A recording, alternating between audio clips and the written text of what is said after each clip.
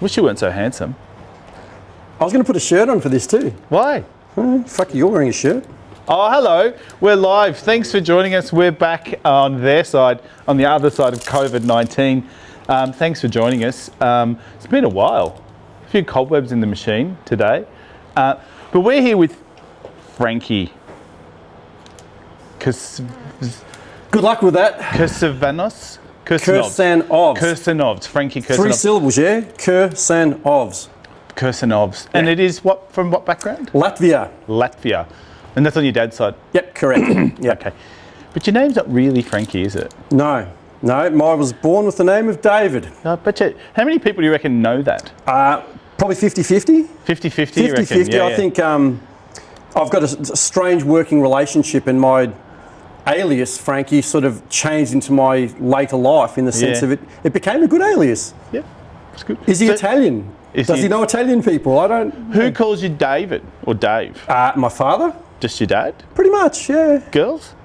They call me Frankie. They call you Frankie? Your girls call you Frankie? My ex-wife calls me Frankie. Yeah? Yeah. But who else? Just your dad calls you Dave then? Pretty much, yeah. Any other relatives? Workplace calls me David because do they don't want nothing to do with who I am outside of work. They don't want to know Frankie? I won't. Does Frankie come out at like work parties? I have an alter ego and his name's Kevin. Kevin. And that's when I put my mullet hat on and it goes, I love game the mullet on. hat. I've worn that hat. Game on. It's a sensational hat. It is a great hat. I think I've got a picture somewhere of me in that hat. It's a right trigger. It is. It's good. I want one. I'm jealous. It's a good thing. Thanks for coming on their side. Thank you. Thank you for the opportunity. Yeah. Great Thanks for having us. We're at Frankie's house. We're in one of his many sheds. I have massive shed envy at the moment. You got a very impressive shed. Thank you. Lots of nice stuff in it. It's really cool. Now, where are you from? What was happening for skateboarding? Excuse the food. I was born in Melbourne. Whereabouts? Mount Waverley. I was born in Mount Waverley. I was the youngest of 4 brothers, 4 boys in my family. The runt. The runt. Baby David. So, yeah, I was the runt. I was a immaculate conception, so to speak. Oh, surprise.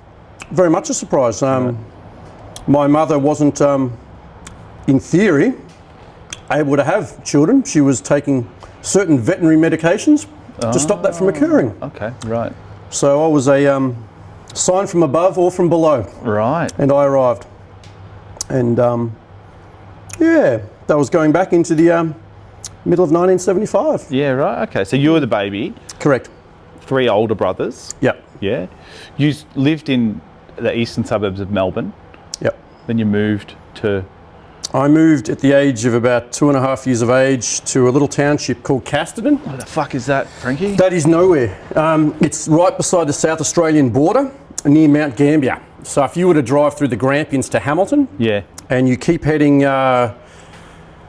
west, you eventually either turn left down towards Portland or right towards the Mount Gambier and you end up in a place called Casterton. What was the draw to Casterton for the family? My parents were both teachers, so they were subject to being moved around a little bit. And that was the best opportunity for my father to take his career to the first real senior level. Yeah. So he moved on to Casterton and took a position there at the local high school. Was he the principal or something there? Deputy principal there. there. Okay, yep. Yeah.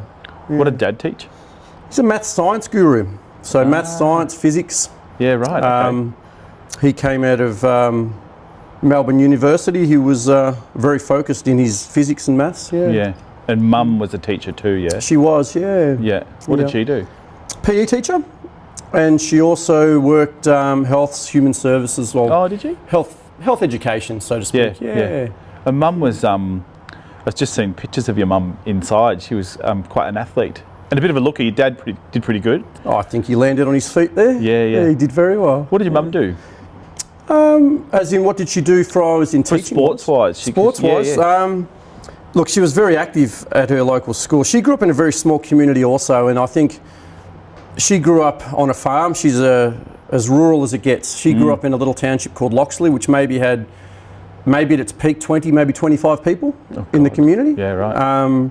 The nearest township, Longwood, was about 10 kilometres away, and it might have had 30 people. Yeah.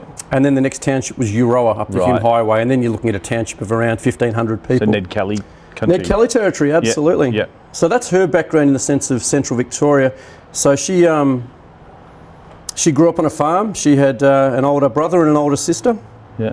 Oh, sorry, she was the older. She was the older. I tell a lie there. I'm pretty bad with dates and times and names, but yeah. Sadly, there's only one left now. But she played netball very competitively for a lot of years. Very well, apparently. Yeah, she did well. She in the 1960s, she represented Australia playing netball. That's awesome. Pretty big event for her, obviously. For the Olympics or for Oh, the world titles. World titles, So she right, okay. competed in the world titles against Scotland. She played games with Trinidad Tobago against different other countries as well. Yeah, right. And it's an interesting year. I don't know a lot about it. I learned more through my father and other people that were around in that era. But she used to ride her bike from her little farm. Yeah. It was about 8 kilometres into Longwood, then a further, another 5 or 6 miles up the road to get to Euroa. Yeah. So she would ride that several days a week, not just to get to school, but to go back to do netball training. Yeah, right. So fairly self-driven, one would say. Yeah, and good cardio on the bike. 100%, yeah. Yeah. Single spinner, of course. Single spinner, one gear, yeah. One cog, yeah. Nice. So mum and dad and all your boys Yes. moved to Casterton. How Yep. long were you down there for? Just till after, I suppose, 82 sort of era, 82. Yeah, early 80s. Yeah. We sort of left 81, 82 in Casterton. Lovely little town. I remember fondly some memories of Casterton. It's on the Glenelg River, which is a pretty famous little tributary through that area. One of the floods took over the entire township. Holy It was shit. one of the biggest floods I'd ever seen, and as a young runt, 4 or 5 years Did you of get age. flooded? The house got sensational. flooded? No, we were lucky. We were on top of a hill. Yeah. However, the township, the whole main street was 10 Just feet gone. under. Yeah, right. Yes, insane. Fucking hell. So pretty famous flood, that one. Yeah, right. And is that where you first started skating? It's where I was first introduced to a plexiglass, correct. So Yeah. it would have been about 81. Yeah. Yeah, when I first touched on one of those. And I think our next door neighbours, the people that lived behind us, had that. I think, like all of us of that generation, we had Who gave it BMXs. to? Did someone give it to you? Or I don't think it was a they gift to me. It was found just it, like or- the eyes sort of went, that's got wheels. And Yeah. like anything, I'm picking that up. I see you sitting in your ass doing it, why can't I? And Yeah. so that was fantastic, you run over your fingers for the first time or two and you draw blood and first blood, let's go. It's, A lot of kneeboarding on the driveway, something like that. Yeah. Absolutely, yeah. That was I've had a conversation with you already about sort of living down that way. There was some tragically some pretty sort of bad stuff that happened down that way with you and your family. Yeah, my eldest brother, he was 10 years old with his twin brother. So my oldest brother, they were twins, the two of them.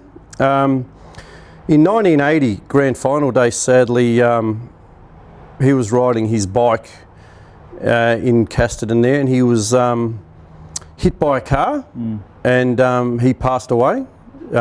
He died of some significant head injuries due to that crash.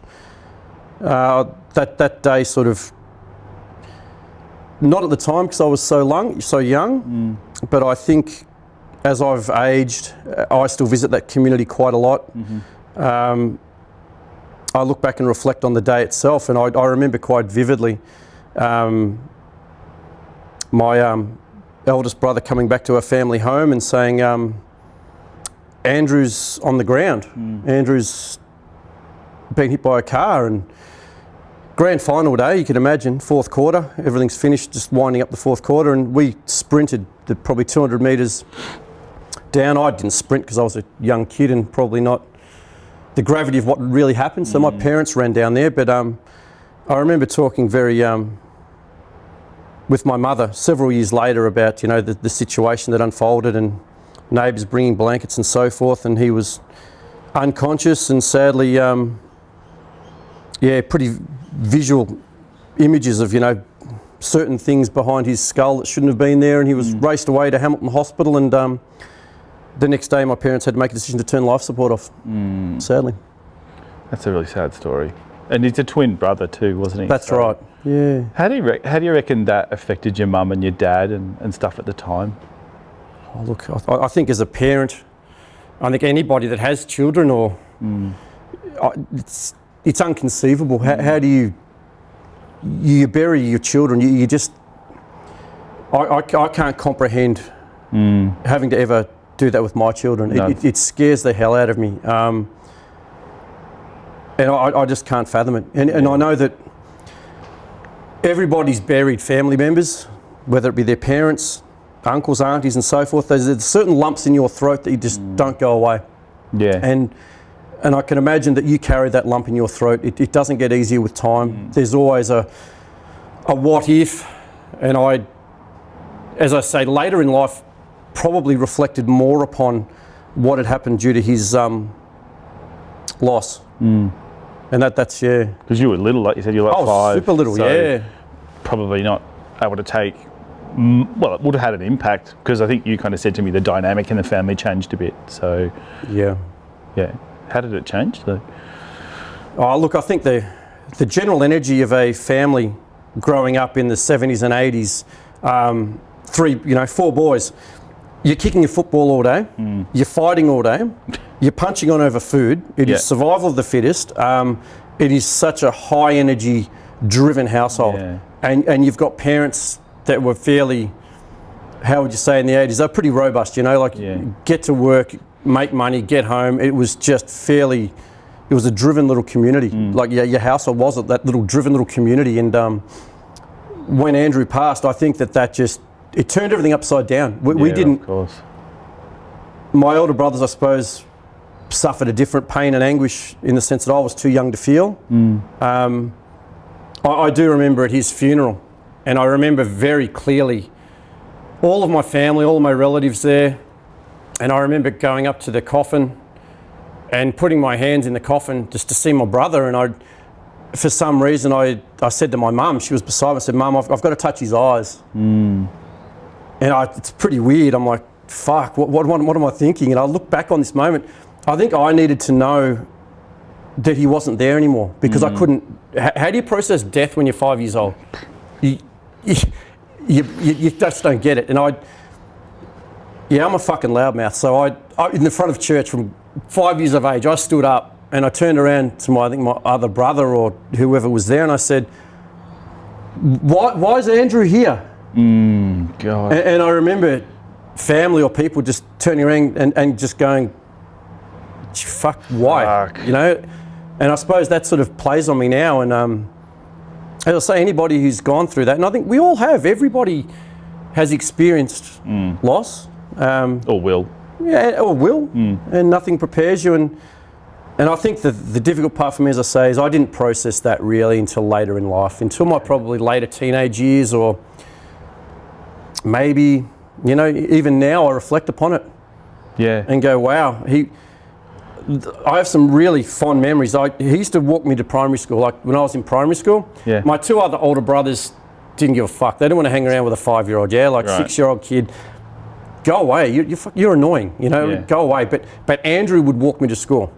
Yeah. And I remember there were 1 or 2 like bully kids, or whether they were bullies or not, but they might throw rocks at you or shit like that. And I remember my older brother Andrew, he was pretty wild. Like he was only 10 years old.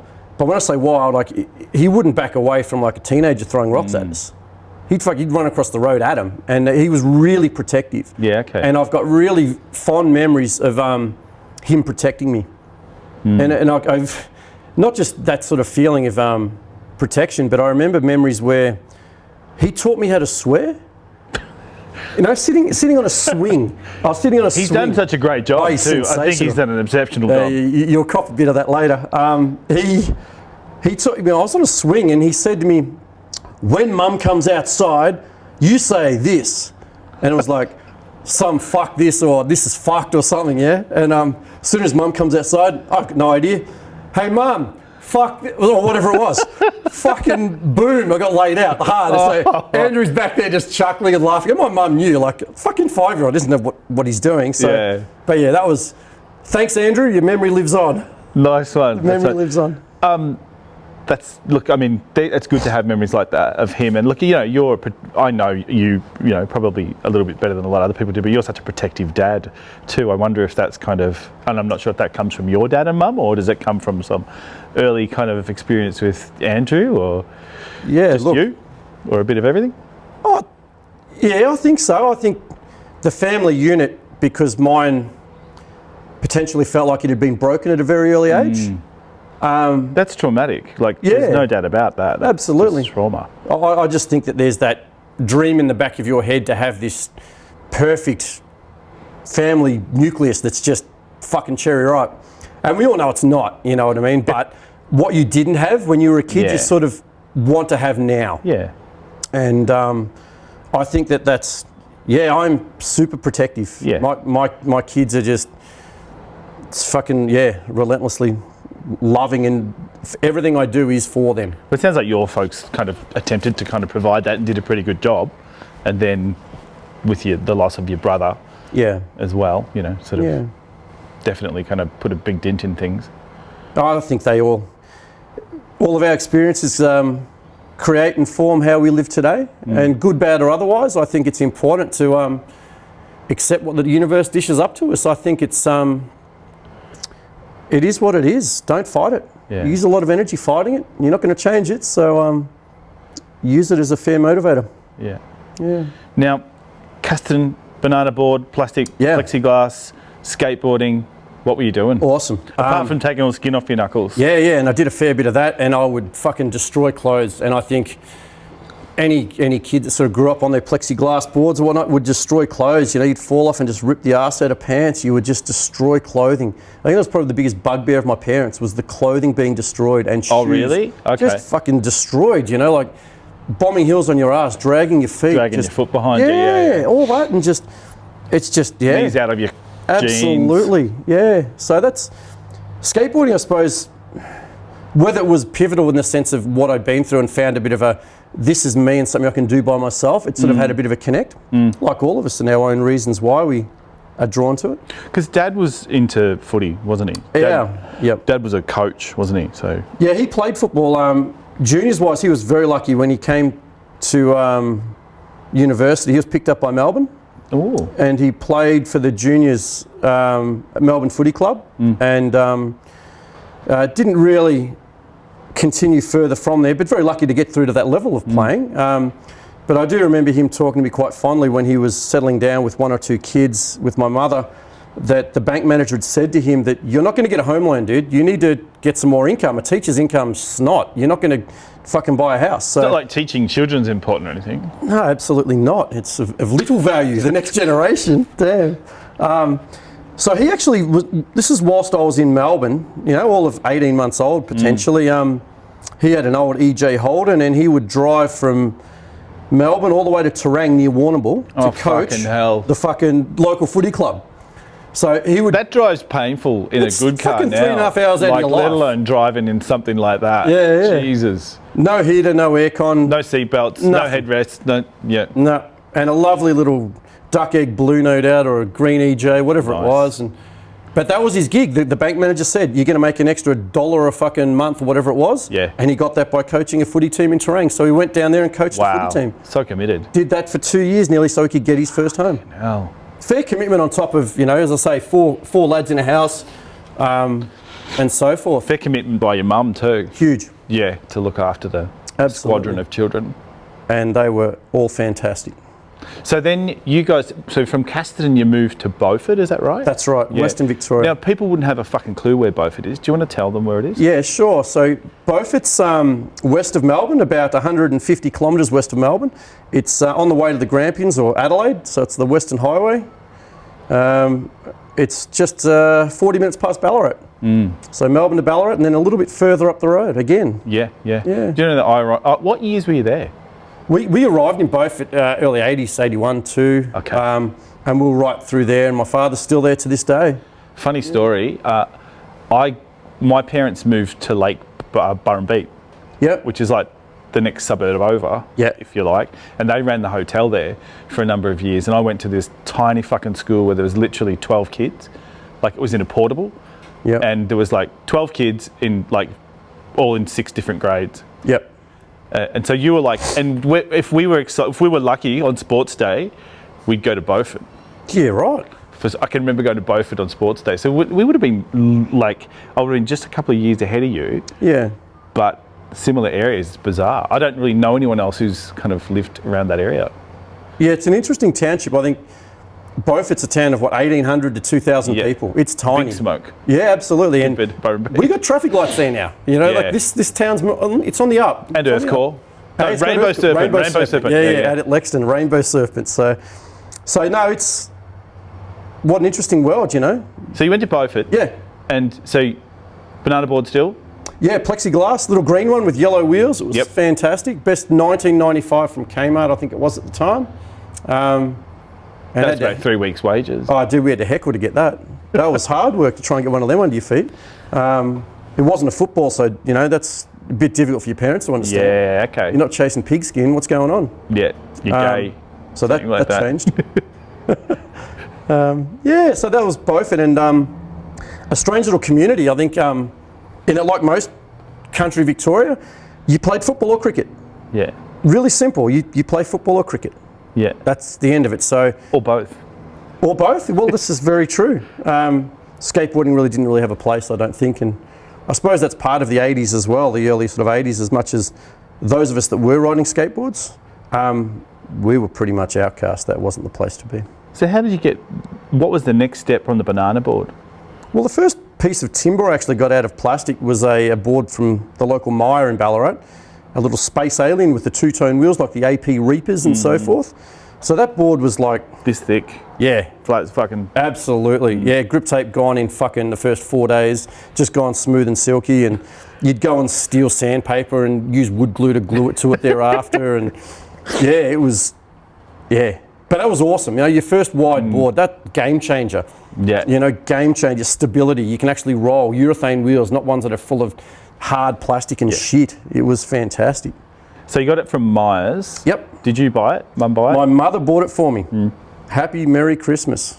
Oh, really? Yeah, Merry Christmas. And probably 3 or 4, 5, 6 months maybe of me breaking her ass to say, dude, every day. Skateboard. Absolutely. And every day I'd go to Myer, I'd go there and stare at it. So the family would come into Ballarat to do groceries, and I'd just go to Myer and stare at it like a little fucking spastic, like going to Myer and just fucking drool over this skateboard. Was it in the window? No, it was downstairs. In the sports department? Down underneath, But that was, everything was wrapped in plastic too. The wheels were still wrapped in plastic, like cling wrap plastic, and you couldn't stand on it, but you could just stare at it. It's amazing. You got to have dreams. Dreams are free. So with that board, yep. How did you go to the next level then? Talk me through skateboarding, the evolution I think for you there. Through one of the local shops in Ballarat. I think either one of the first ones was either one of Johnny McGrath's cutouts, one of McGrath's, or a Righteous from Queensland. Now, it was a bit of a blur that period, but as I say, it was either a McGrath piece of timber or a Righteous from Queensland. And the other 1 or 2 boards that I remember just drooling over them, there was a Phillips Swirl, and a Vision Joe Johnson. That sort of progression from what was there. But were you riding the Alien at parks and stuff as well? Yeah, so I was lucky enough, my parents were, I wouldn't say overly supportive, but they were pretty keen to get a young preteen out of a vehicle at any opportunity to go burn energy.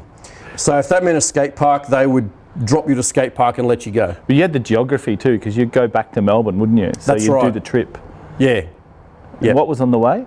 Skatopia, so Melton Skate Park. Melton Skate Park, amazing facility. Yeah. And a great place for a piss break on the way to Beaufort. Spot on. Yeah, absolutely. Timed perfectly. Yeah, get over the Westgate, throw your $1.40 in the meter, and off you go. You'd stop at the Westgate. At the Melton Skate Park. Yeah. But amazing place, and that was. I remember skating there, bombing down.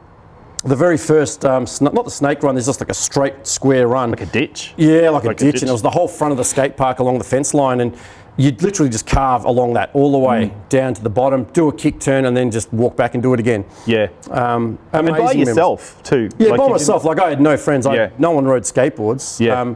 I think I spoke to you earlier about the fact that I think I rode skateboards for maybe 5 years before I'd even spoken to anybody. Yeah. You know so, what I mean? so riding that was in Casterton, was kind of dicking around on your Yeah. plastic board, and then when you got the Alien, Yep. you're in Beaufort. Yep. And you're just hanging out by yourself. Totally. It's like a total kind of Rodney Mullen situation out there. Oh, no one there. nothing Fuck at all all. concrete. No. What would you ride on?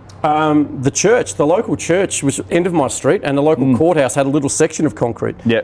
So we would go down there. I suppose the church had a little bit of an embankment, maybe just 3 or 4 degrees. So you could literally just go up and do a turn like it was a bank. Yeah. And that was everything. That's all you had. Yeah. It had a little drop off on one edge in the sense of you could probably cut a little grind on it as you evolved with your skateboarding and things like that. But it was just like a little piece, maybe 20 feet by 30 feet of concrete. And then so how often would you go to Melbourne and go to Skatopia? Oh, I'd go to Skatopia in the peak of it at least once a month. Right, so you'd be fucking itching. Oh, dude, absolutely. Absolutely. Like, you were frothing. Every time you left there, you'd leave kicking and screaming. Before you even got there, you're putting your pads on in the car and your parents were yelling at you, and you were just fucking this preteen ball of fucking mixed up testosterone going, you know, just twitching. Just twitching. It's amazing. And what did you see at Skatopia when you were there? Oh, so many things. I watched dudes break their arms. I watched older dudes like fucking Sack, Tony Hallam. I saw who I believe was Borgie and that sort of crew for the first time, because they were fucking degenerates. You know, they weren't wearing fluoro shit. They were all wearing fucking denim and faded stuff, and that was a bit weird. Yeah. So that just sort of was a bit of a shock. But I didn't talk to anyone at the whole place. I think I remember being taught, this is right at the end of Skatopia, how to drop in on the snake run at the back, and it sort of tapered from, before it ended in the bowl, it sort of tapered from, 5 feet high, and then sort of worked its way up as it went down, and it was probably down the 5-6 foot end.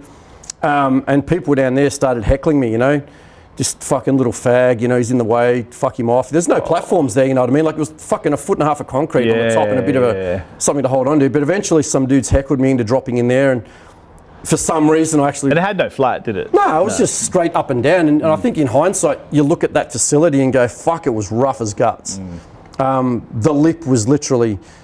like, it was a lip, if you didn't have 215s on, you wouldn't fucking get a grind on it almost. Like, it was, some of it was pretty lippy, Some of it was really square, but not all concrete is built the same.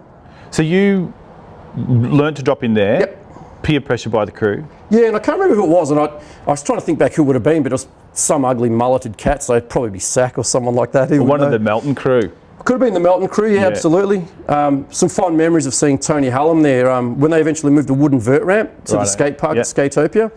That was something that was, as a young kid, quite disturbing, because you're skateboarding on concrete and flat or down this snake run or this little wedgy areas, and then all of a sudden, next time I arrived at Skatopia, there was a wooden fucking half pipe. Someone's built an arc. Yeah. What's this thing? Why is this, And it was only, I think, 9 or 10 maybe, like a 9 curve and a foot of vert or whatever it was. And I saw Tony Hallam skating there for the first time, and I just fucking, the ramp was fucked. Like, it had holes all through it. It was just flogged. This was right at the end of Skatopia. Like, when you first started going there, you'd hire your rainbow pads for your fucking $1, whatever it was. But by the end of it, it was just like, go in, go out. It was very lax. Yeah. And the club rooms, this is just before they got trashed and everything. But yeah, that vert ramp, that was just, as a kid, I was disturbed, because you've rocked up and gone, what is this thing? Why? Why is that there? And if you're in Beaufort, like, apart from going to the skate parks and sort of seeing what you saw, were you exposed to anything else in Beaufort about skateboarding at all? Probably not at that period. There was nothing. And I think the local, I suppose the news agency there started to get in the first of the Transworlds or Thrashers, going right back. The first one's like 85, 6 sort of era. And I remember very clearly my parents were friends with another teacher at school who had a son who was in year 9 or 10. And this guy in year 9 or 10, his name was Sean Thompson, and he's probably one of the biggest influences on my youthful life. He's in year 9 or 10, so he's like a fucking demigod. I'm in grade 3 or 4 in primary school, He plays electric guitar. Love him already. He's got beer stashed under his bed. He's got cigarettes and rollies. Yeah, he would have had fucking porn. I never got the chance to. But my parents, somehow, we became sort of semi-connected. And like, baby David likes skateboarding. And we went out to this dude's house, and he had a quarter pipe built under his carport. Oh, wow. Like, it was Cool. fucking dysfunctional. Like, your footpath's 3 feet wide. Yeah. He's got a 5-foot quarter pipe, no coping on it, and it's under his fucking patio. It was just, I don't get it, yeah? Yeah. But you get 10 feet of run up and hit this little thing, and it had like a 6-foot curve, it's 5 feet tall.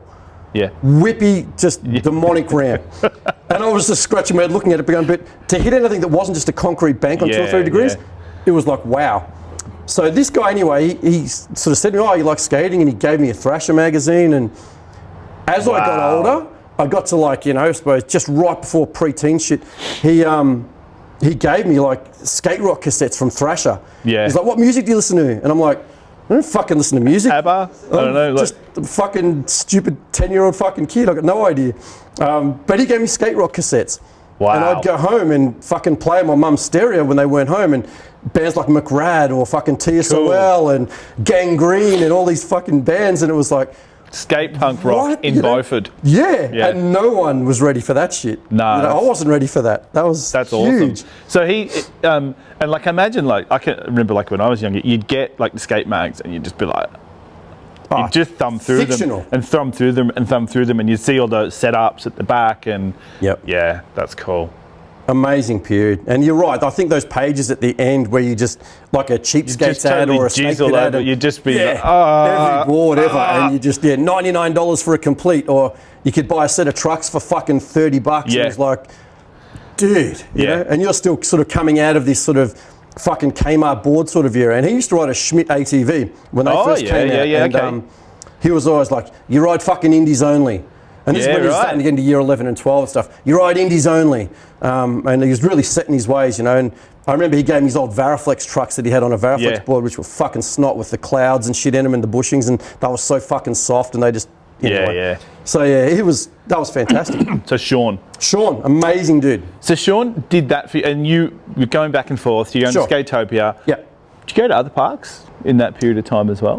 Look, I suppose this is probably a little bit later, but in my journeys in and out of Melbourne, my grandparents lived in Sindel, and there was a vert ramp down at Forster Road. Sindel, Sindel, which is Mount Waverley. Yeah, okay. And there was a vert ramp there, which was wood at the time, one of the first sort of wooden ones. Forster Road or something? Forster Road, yeah. Same as Vermont and a few other ones. And Forster Road was a real proving ground for me as a sort of a young teen, sort of 12, 13 years old. Yeah.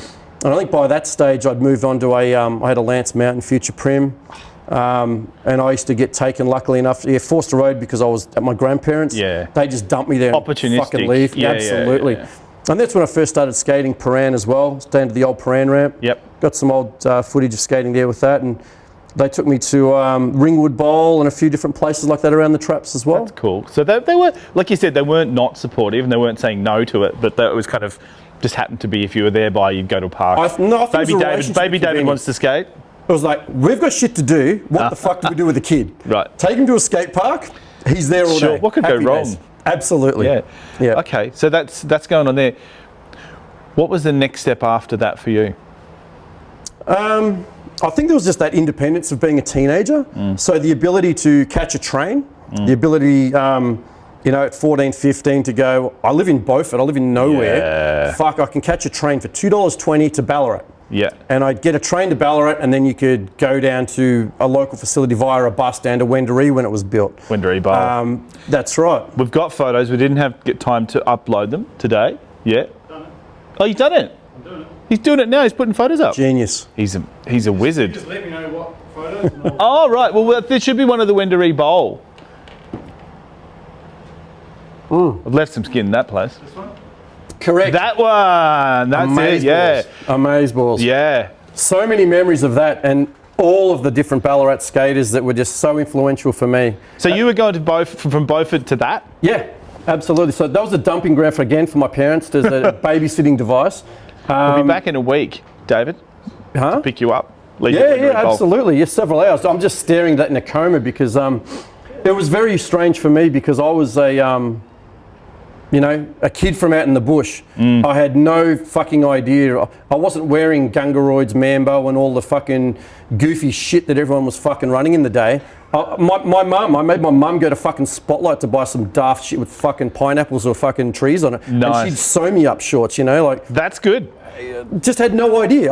So not only was mum a shit hot netballer Yeah. and a PE teacher, she could sew. Dude, amazing. And wrangle for children. Yeah. Yeah. Yeah. So I think that it was just weird. I felt really ostracised as a young kid growing up skateboarding. Well, one, you're a skateboarding, so you're a fuck up anyway. But then secondly, you go to see all the skateboarders and you're like, fuck, I don't even fit in with these bunch of degenerates. This was You weren't one of the kids that we put in the rubbish bins, Yeah. the wheelie bins, Yeah. and threw into the fucking bowl. Yeah. No, I missed that, thank fuck. Okay. But yeah, I copped that at school.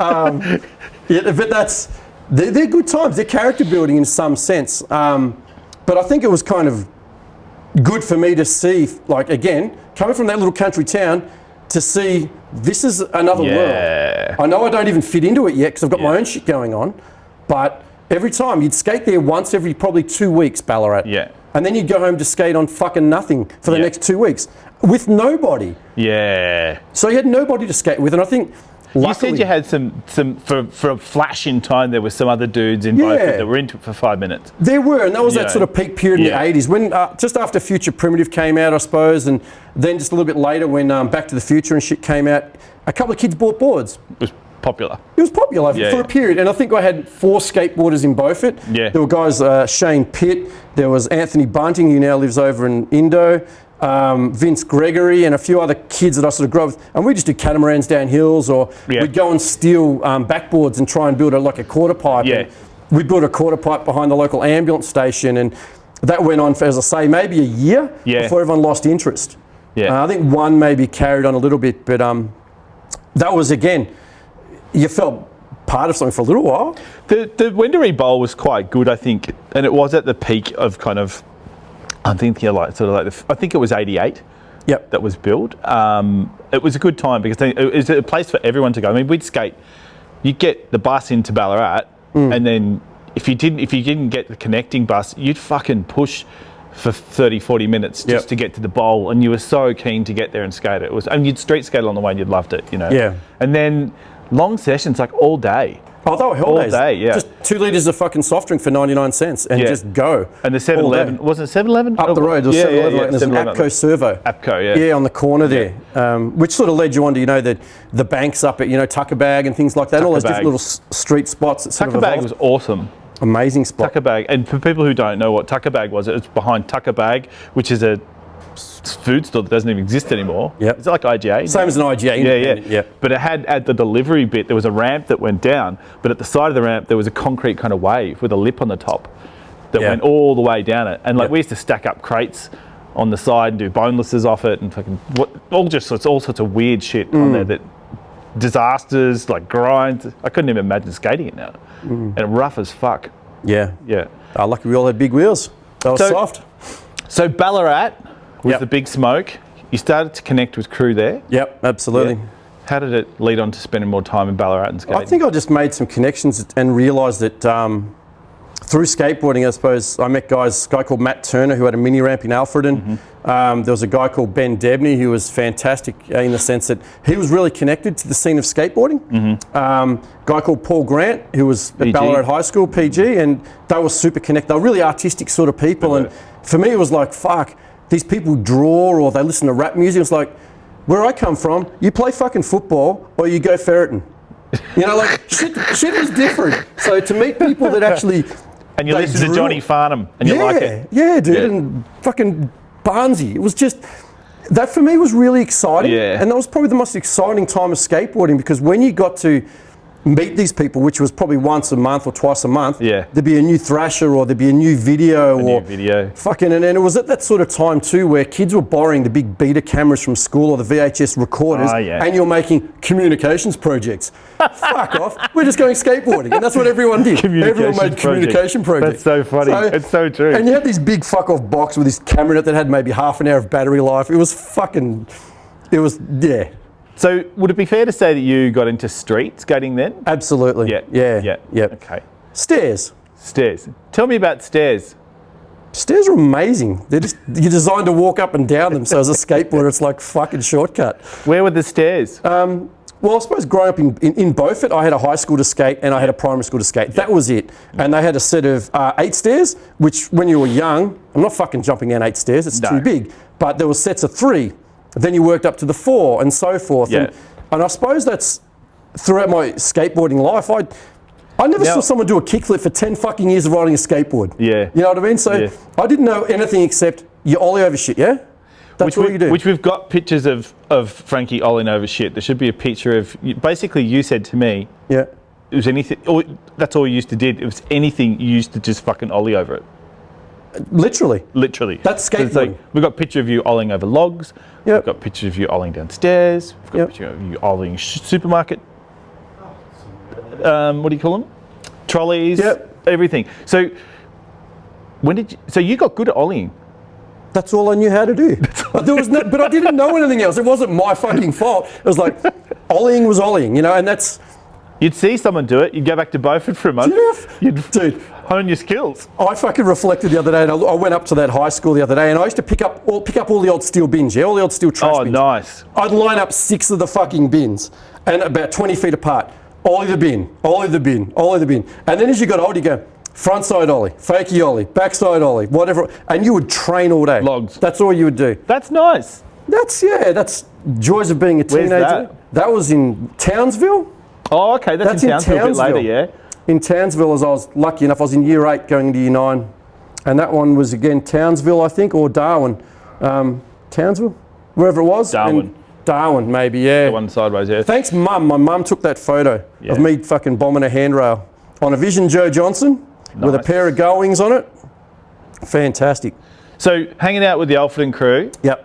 So you went in, was it year 9 you went around, did you do a trip around Australia? I went around Australia. With your folks? With my mum and dad. Yeah, okay.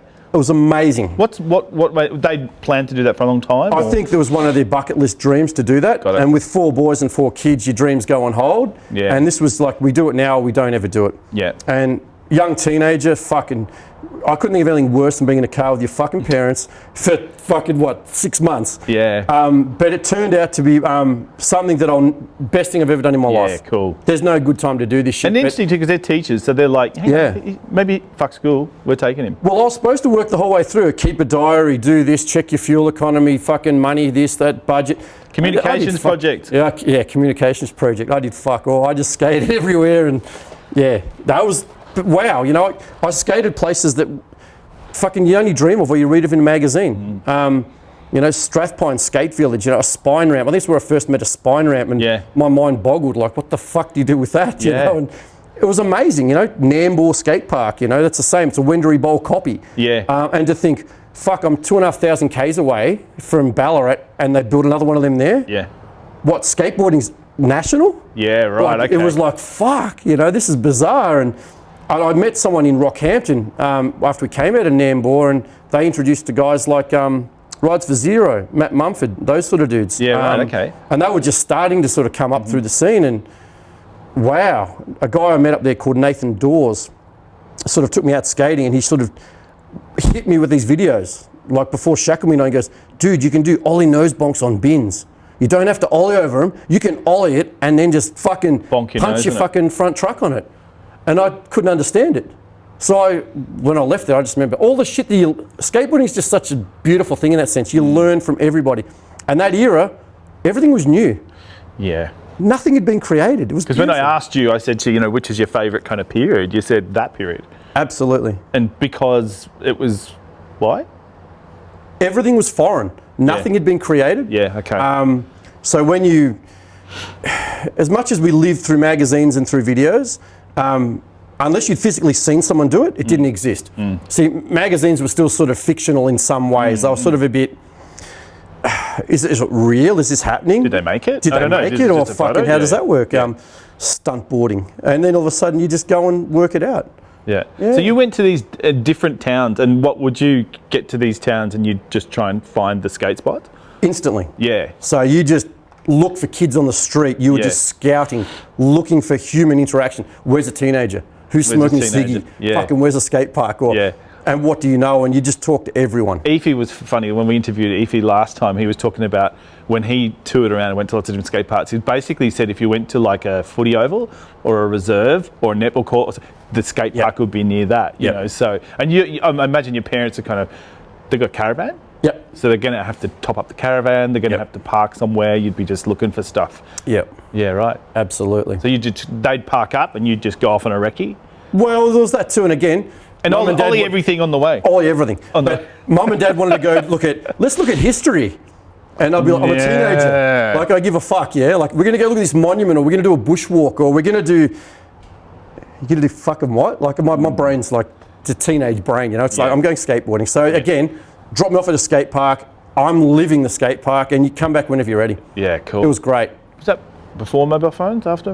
Well before mobile phones. Yeah, right, okay. 40 cents in your pocket. So if you broke your arm, you had to just sit there for 4 hours. You're done. You're done. Yeah. Yeah. Okay. We got back from there, then what happened? Skateboarding all of a sudden just changed in the sense of, as I say, before I went on that trip, I'd been in and out of Ballarat a lot. I'd been to Skatopia, I'd been to Ringwood, I'd been to Paran quite a lot to see that and sort of watch some of the big players play, and you go, fuck. But travelling, it was just like, okay, this shit became really real. Yeah. And I suppose I became really focused on what I thought skateboarding was to me and the sense of freedom it brought me. You've been on a journey. A journey. How was that? Transcendental. There you go. I feel very zen now. So when you came back from the Australia trip, were you different? Yeah. In which way? More pubes? Yeah, probably. Bit of shit bum fluff? I would have had shit bum fluff. Yeah. I was just a typical pimply little teenager. Experiences, yeah. Experiences, and I think it just opened my eyes just to go, hey, dude, you've lived with fucking blinkers on in this little country town. Beaufort. Well, all of a sudden, Casterton, then Beaufort. Exactly. Yeah. So that was a game changer. Yeah, cool. That was a game changer. And I can't underestimate the people that I met in skateboarding early, as I say, that either were artists, they drew, or they did graph, or they listened to hip hop, or again, they didn't play football, they didn't listen to Jimmy Barnes.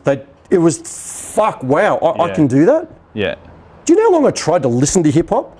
I fucking hate it. I can't do it, you know what I mean? It was just like it's something different, so try and do it. I couldn't, it made no sense. Did you have big pants? Fuck yeah, everyone had big pants. And small wheels. 32 mil wheels, little bearing cases. Yeah. That's what everyone ran. Yeah, and big hair.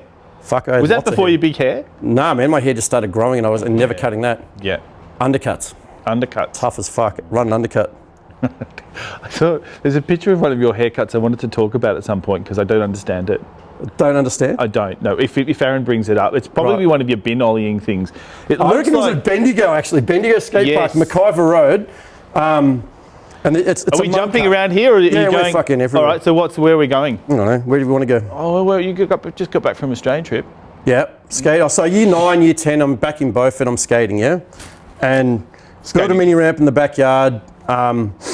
Learned to do things like fucking chinks, little control tricks like fakie 5-0s, salad grinds, little different tricks. Learn ollie blunts, you start doing that stuff. You know, this is after Shackle Me Not, H Street videos, and then it went to the first of the Plan B videos. And Plan B video just fucked everyone's head. Like, virtual reality comes out and things like that, and you go and see your crew in Ballarat or anywhere you went, and you just look at each other like, and you just dribble a little bit because it was just fucking amazing. Yeah. Ollie Impossibles. What?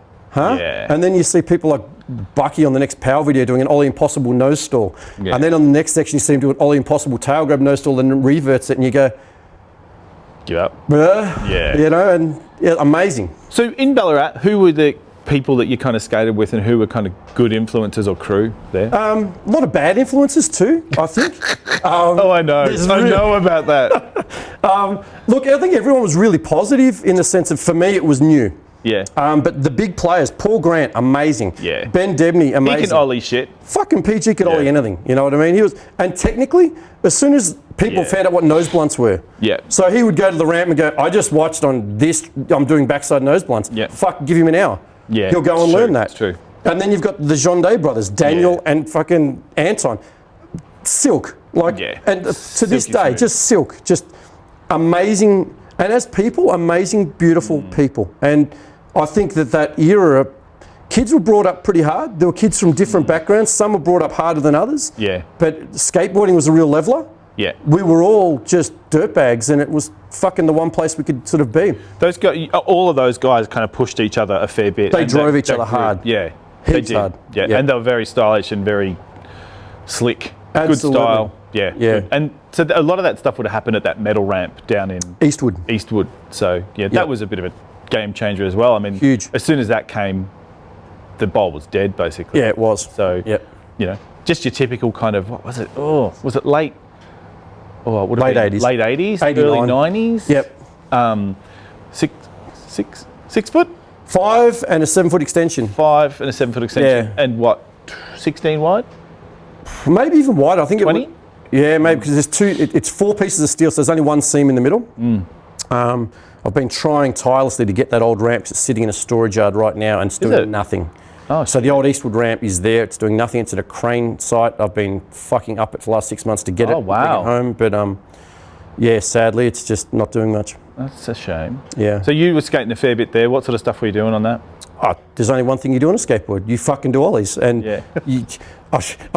ollie melancholy to fakie Yeah. all fucking day. Like Yeah. just a fucking idiot. And then, Yeah. you know, just drop in on the extension and just fucking crack as high as you can go. Or Yeah. backside ollie grabs. You know, that's all you would do. I posted a picture on ASC Yeah.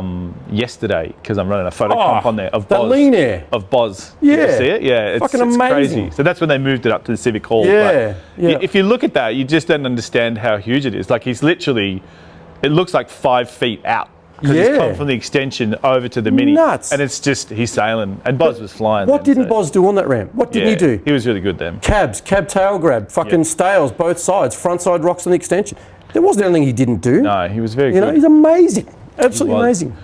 amazing. Okay, so then where did we go? You went to Melbourne. Have I skipped a bit? Yeah, like, there's probably a few bouncy bits in there. I finished school and I started university in Ballarat. That didn't last long. I think skateboarding and lifestyle just took over, as it does for most of us. But I did move to Melbourne. I think one of that early contact I had, Sean Thompson, he was already in Melbourne This is at your that stage. skate rock punk tape. Yeah, the dude who let me thrashes and Only ride indies, motherfucker. yeah, only ride indies, cunt. Yeah. Fucking no good. Yep. But he was really good. I apologise for that. But we, That's okay. yeah. So anyway, he was living in Melbourne. Andrew taught you to swear, remember? He did. Thank That's you. who we're going to blame. Yeah. Thank you. But anyway, so I rang Sean up one day and said, hey, where are you, dude? I'm 19, 18 years old. I'm a peasant skateboarder. He's like, come and stay on the couch, you know? And I came and stayed on his couch, and several years later. So he was living with musicians, like rock and roll sort of dudes, you know, okay. and a band called Satellite. They had a rehearsing studio in their house in Gardenvale. They had a teepee in the backyard where this dude Alex lived in his teepee and his dog, and it was amazing. As an 18, 19-year-old kid, you'd go out to the teepee and there'd be some dudes out there like having a few hot ones. And instead of having hot ones, because that was a bit bogany and wasn't very zen, they'd have fucking little peace flutes going or whatever. And Yeah, right. it's like, dude, where have you been all my life? I'm in a teepee. A teepee, Yeah, yeah. this is rad. So I think the first time we've all gone to TP go, I think I might have been Waterstock, which is like Ballarat Uni kind of lamer version of sort of some sort of hippie stock kind of thing. Yeah. And being in a TP and go, I don't feel like this is weird, but it's kind of cool because it's warm in here. It's Yeah. got a hole in the roof. How does it stay up? Yeah. How does this work? You know? it's weird. Yeah, it's weird. Oh, being in TP. Strange things, strange times. So this place was full of rockers. Did you Yeah. sleep on the floor? Yeah, dude, I lived on the floor. Literally lived on the floor. And living on the floor in a band house, because there's like maybe 8 band members in that house. You're lucky to be alive. Dude, I shouldn't be alive. Yeah. Fucking the things that were partake in life there. But just, you know this, we all know this. Look, we've all lived similar lives, I think, I'm not sure. But living on the floor in the lounge, some people that had jobs, which were fucking not many, they'd be in bed at 10:30 or whatever, and you'd sit in the lounge watching fucking Star Trek or some shit, and everyone had come home from different gigs or whatnot, so they'd come in, and usually they'd chop up, someone's up, hey, how are you? You home, Frankie? I'm like, yeah, well, I haven't been anywhere all fucking day. And You're in my bedroom, by the way. Yeah, I'm in your bedroom. So dudes would come home and fucking chop up a bowl, and then they'd, you know, oh, do you want one? Yeah, cool, man. Then they'd go to bed. Then the next door would come in about 1 o'clock in the morning. Oh, we've been out at this gig, and again, the bowl would come out. Or then the next dude would come home about fucking 4 a.m. going, we've been out all night on fucking shrooms, whatever. Well, yeah, cool. And you, because you were in the lounge, you copped everything. You didn't have sleep for about 4 years. Yeah, but you basically. had a lot of drugs, but no sleep. Fuck. I got a job out of it. I became, well, I didn't get paid for it, but I had a job. you know, Okay, so That you was had cool. a pastime, you had a hobby, recreational hobby. recreational hobby. What was that? Well, these band guys, I used to carry amps in and out of their fucking panel vans. Unofficial roadie. I was the roadie, yeah. Right, okay. Yeah. And I graduated from being a roadie, moving some of their gig gear, into like being a guitar technician. Now, everyone does- knows what does I a can't guitar- play a fucking guitar. I can't fucking play guitar. It points one way, yeah. So Yeah. I learned to string guitars at the Prince of Wales Hotel and Right. at shows, and I'd be getting the fucking rider of jugs of shit beer and just getting fucking slaughtered. And I'm sure the ladies as well. I got no ladies. I No sucked. ladies? Oh, dude. really? Because I was fucking a peasant. I was shit, dude. Seriously. Really? Long hair. 3 o'clock in beard. the morning when they flash the lights on and off. Yeah, nah. I was No? still a bit young and I was coming of age. You're a late starter. I was a very late starter. Okay, that's fair enough. I think I was. Oh, we could argue the point. Others may have other stories. We won't go into them. Oh, that's nice because I mean, Yeah. it sounds almost like there's a certain naivety to, I think, to growing up in a country town sometimes. Absolutely. I think, yeah, for sure. I Yeah. reckon. But that was, wow, what a pivotal part of my life, living on a couch because I met all these strange units. But I met people like Chris Payne. Yeah. I met guys like Bogdan Kekic, and I didn't know he had a younger brother called Dom at the time. Yeah. But eventually, you know, that house that was in Gardenvale moved over to Carnegie. Yeah. Once I moved to Carnegie, that's when Mantissa were TP? No killing TP? time. What's up? TP? No TP? No TP at the new house, Okay. but a really big recording studio Oh, and wow. band room. And I slept on that floor for a while. But eventually, I think someone moved out, and I actually got their bedroom, and I had to pay rent. Oh, I'm like, fuck, I had to pay you got rent now. promoted to a bed. I got promoted to a bedroom, and I was psyched. I had a fucking workbench. It was amazing, you know. But yeah, that was a different period of time. What were you doing for work and stuff then? Or were you working? Stuff. Stuff. You Were you know, in business? I was skateboarding lots and meeting lots of different people, and I Right. was in Paran a lot and Yeah. doing all that sort of stuff. And Do you have a busy social calendar? my social calendar was just, it revolved around 4 big bands, well, not big bands, but musos were playing Yeah, at the yeah. Greyhound, Prince of Wales, or fucking the Sarah Sands. And Yeah. my life was around whose car am I getting to with what amp? Or Right. who's got more recreational, who am I following, who am I helping? Yeah, right, okay. You know, and Sounds fun. it was good. Yeah. But I think from there it was really easy. Sean's younger brother, who was a mad drummer, Right. fucking amazing drummer. He said, I'm going to Byron Bay one day. He's like, fuck Melbourne, this is shit. I'm moving to Byron Bay. Yeah. And I'm like, It's like home and away up there. totally, You should dude. go there. It's Yeah. perfect, yeah. And I was like, I got, So what year was this that you went? dude, I don't even know. Probably mid-90s, 95, 6. And I had, well, what commitments did I have? My couch was kind of where it was, and it was, yeah. You could always come back to the floor. Yeah, Like, could do that. Yeah. Could do that. So we jumped in a Bedford van and off we went. Ah, Bedford van would be cool to Dude, have and now. we had heaps of things growing in the backyard, so we literally trimmed up heaps of like stuff there, some matter, and took that with us so we could just blaze the whole way to Byron, and that opened another chapter of life. What happened in Byron? Well, it was interesting. I Bet it was. what do you say about that shit? It's fucking on record Well, it's now. up to you how Yeah. much you want to say about that. I think Wow. we all kind of know what the area is like. Yeah. Oh, I was really I don't lucky. want to hear this. What? Yeah, no, I Talk want to to me. hear this. Okay. Dishes. I want to hear the dishes story. Oh, fuck, yeah. All right. Well, long story short, I moved into a house in Lismore, it's inland from Byron, because my girlfriend at the time was studying nursing, and she had a home. So she had a home, I needed a couch. Win-win. Epic. I'm sure there were other things about it that you liked Sure. as well. Well, we broke up. Oh, I was skating heaps with some Yeah. amazing people in Lismore, and I met this girl who was amazing, Amanda Jane. She was amazing. She was just this hippie, offbeat sort of, and she lived with a few bands out in Alstonville. And I hooked up with her, and she's like, dude, you're on the dole, you sort of suck, you know, love ya, but you got to do some shit with your life, yeah? Skateboarding's probably not paying the bills, yeah? So she got me to come out to Nimbin, and she worked at Nimbin, and she was working in a coffee shop there. And I can't remember, it was the big one there, one of the big ones. And she got me a job there as a dish pig.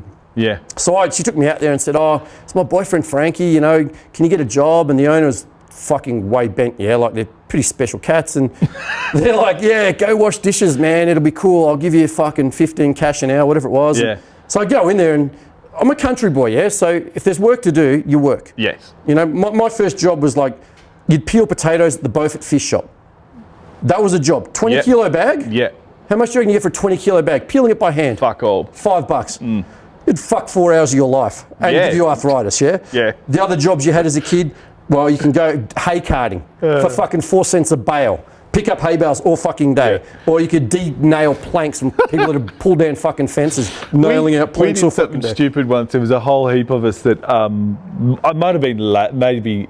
This is this sort of job though I'm talking about. Yeah, you'll understand this. I might have been about 18, 19. There's a whole heap of us. We were like, so I think Hutto or someone came up and said, we need some money, let's get some jobs. Got a spud farmer, we'll go pick some fucking spuds. And we're like, fucking no worries, that'll be great, we'll go do that. So a whole heap of us got on the juice and we're like, you know, like fucking speeding off our tits. And we went out and picked these fucking spuds. There's like 3 or 4 carloads, Pat Seven, Hutto, a whole heap of us out picking these spuds. We're out there fucking speeding off our tits, picking spuds out, picking spuds. Got to the end of the day. And we said to the guy, because you had to pick up like a pallet, boxes of it, you know, and it's fucking hard work, you know, back breaking and you wreck all your hands. And we must have filled half a pallet or whatever, go-go juice ran out. And then we said to the guy, can we be paid? And he goes, yeah, this is how much you're getting paid. And we were like, fuck off. We ended up throwing spuds at him and just like pissing off because it was not worth it. It was like something stupid, like $7 or something. And we'd spent 10 times as much as that on the gear to get there in the first place. It's a false economy. It's no good. That's no shit. good. That's that sort of job. Dude, it's the same job as when we de-nailed planks. So as I say, people would pull down a fucking kilometre of wooden fences, that they're nailed in. Yeah. So you'd get paid, you'd put them in a milo tin, the nails. You got paid by the fucking weight of the nails. That's a shit gig. That's a shit gig. That's a real, but what choice have you got as a kid? No, you do it. If you wanted to try and get 20 cents to take down the milk bar to buy a smoke, you did what you had to do. So you've taken your country work ethic to Nimbin. Yeah. Dude, and I got into the dishes. So I'm smashing dishes at Nimbin. I'm fucking up it. I'm just into it, getting it all done. And dude, the owner comes and puts her arm around me and goes, Frankie.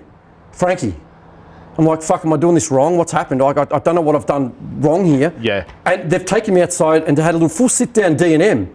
Going, Frankie. And they're rolling up a big fucking trumpet and they're just fluting it up. And it was really awkward pauses of nothing. And I'm like, fuck, I'm going to get sacked. I've got a shit job. I'm going to get sacked from it because I suck. And they're like, Mrs. is going to hate on you for it's all fucking bad. We can't get our 5 cans of Jimmy Whites and our pack of PJ Extras to drive back to Lismore. This is shit. And they give me a token of this trumpet going, just slow down, yeah? Just slow down. And I'm all fucking paranoid, like, okay. So you get on the trumpet and let's finish this and then we'll get back to it, yeah? So what did he want? Just to fucking chill out. You were too hectic on Get ripped and then get back to the job. You need to get with the program. Fuck. So you needed to slow down the dishes. Yeah, totally. Your vibe was doing the heads fucked in. everyone up. They weren't into it. But I worked there for a few months and yeah, it's pretty funny. That's funny. I know that my sister lived in Nimbin in the main street. Yeah. She bought a house there, which was fucking hilarious. But yeah, there's some units up there. It's a special place. Well, every junkie from Brisbane and every junkie from Sydney, I'm going to get clean. Let's all move to fucking Nimbin and smoke weed. Yeah. Sure, and there's more fucking smack there than anywhere. Yeah. So it's pretty sad in the grand scheme of it all. Yeah, it is a bit. I mean, I'm lucky because I've heard heard stories about it's really not very nice up there. No. I think that a lot of the Indigenous elders have tried to clean it up a bit, and they're like running the meth out of the town and trying to just get it back to what it was, and some of the original kind of hippies as well. Anyway, so you were in Nimbin. Yeah. What happened then? Oh, like most relationships, I probably fucked up and ended up moving up to Goldie. I think before I moved to the Goldie, though, in Lismore was an amazing time for skateboarding for me. Okay. Because I learnt so much about skating, handrails, ledges, and again, the stairs. Okay. And I had 2 or 3 amazing individuals. A guy called Sam Crawford, who was from Sydney. Yeah. And we sort of stayed a lot of time with him. But there were 2 really influential skateboarders for me from that area. There was a guy that started a skate shop called 36 Chambers. Righto. Travis and a few guys in Lismore. And they were like the Anton and Daniel of Ballarat. They're just the most technically fucking amazing people in Lismore. And a guy called Clancy Robinson. And he was just this fucking hellion skateboarder who was just, dreadlocks, barefoot sort of dude. But when he put his Vans on, he'd just rip and have a crack. And these are the sort of people, they were hugely influential for me because they were like, you can ollie shit, come with us. Let's Yeah, go to okay. Ulsterville Primary. Let's go to Lismore They knew Heights the High. spots. Yeah, never they knew take you- spots. Okay. And fuck, they just, I felt like I was a PlayStation game to them sometimes because they take me to places that weren't right. Yeah, right. You know, like, we know this place, it's an amphitheatre, it's got 4 blocks, yeah? Yeah. And they're about 3 foot high each. You'll be fine, you've got this. And Yeah. you're like, fuck, you know? And were they doing stuff off it? No problem. Oh, No. they just took you They along. take as a you kid. there and fucking- You're you like could- Evil Knievel. You're the litmus crash test dummy. You're the litmus test. You go Right. and see if that works. Do you think that's an approach to kind of skating you've had, like a fearless kind of approach to things? Dude, I'm fucking scared. I think I'm always scared when I used Are to you? skate those things. Absolutely. What would you do to get over it? Like, I just didn't want to be mediocre. right? I can't handle mediocrity. I can't. Okay. If this is the benchmark, or this is how high someone can ollie, no, I'm going to fucking go bigger and Do you better. think you're competitive? Absolutely. You're competitive. Yeah, in a Or- different way, but against myself, yeah. Yeah. Okay. Okay. So, or is it kind of striving for something like a certain outcome, like, I'd like to find boundaries that I don't have yet. or perfectionism? I'm far from a perfectionist, I think, in that technically in skateboarding, I'm fucking far from technically or anything perfect, but I'd like to think that I'll push harder against my own values, if that makes sense. Yeah. Well, you've got a drive about you. There's something that's driven Sure. just from being to your house and knowing you a little bit. There's a Yeah. drive, and Yeah. you know all your jobs and stuff. There's something that drives you. I'm trying to figure out what it is. I think you're your own worst critique, I suppose.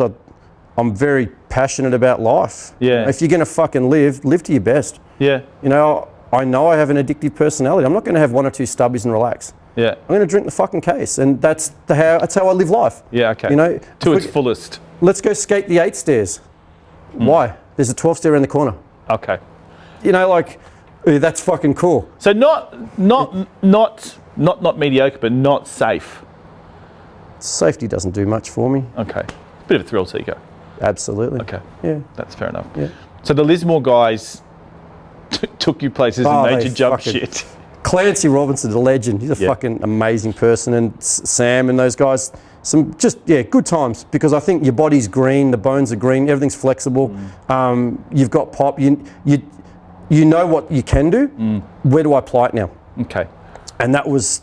Was your awesome. skating on point at that point? Like, were you really happy with it then, or? Yeah, I suppose it was good, you know, in the sense of you had your bag of tricks that you had, and you know if you saw a ledge that's 2 or 3 feet high, I can do 5-0 grinds on it, I can do crooked grinds on it, I can do frontside nose slides on it, and I could ollie to tail on something 3 foot high. So Yeah. you knew you could take Impressive. that. You could take it, which was cool, Yeah, you know. yeah. And I remember there was one day we're ollieing downstairs, and I was talking to the guys going, "What the fuck are we ollieing downstairs? Let's ollie up them." Yeah, right. How Okay. many stairs can we ollie up? You know what I mean? Yeah, And yeah, okay, You turn it do on its head. ollie late shove-its upstairs. You know, set of 5 stairs. You ollie front. truck and Which looks weird when you do it, and Yeah. it's also a totally different. Like, you got to compress yourself yeah. even more. Absolutely. And stay compressed. And you stay compressed when you Yeah. hit and you slide through, and different stuff like that. Yeah. Yeah. When did you come back?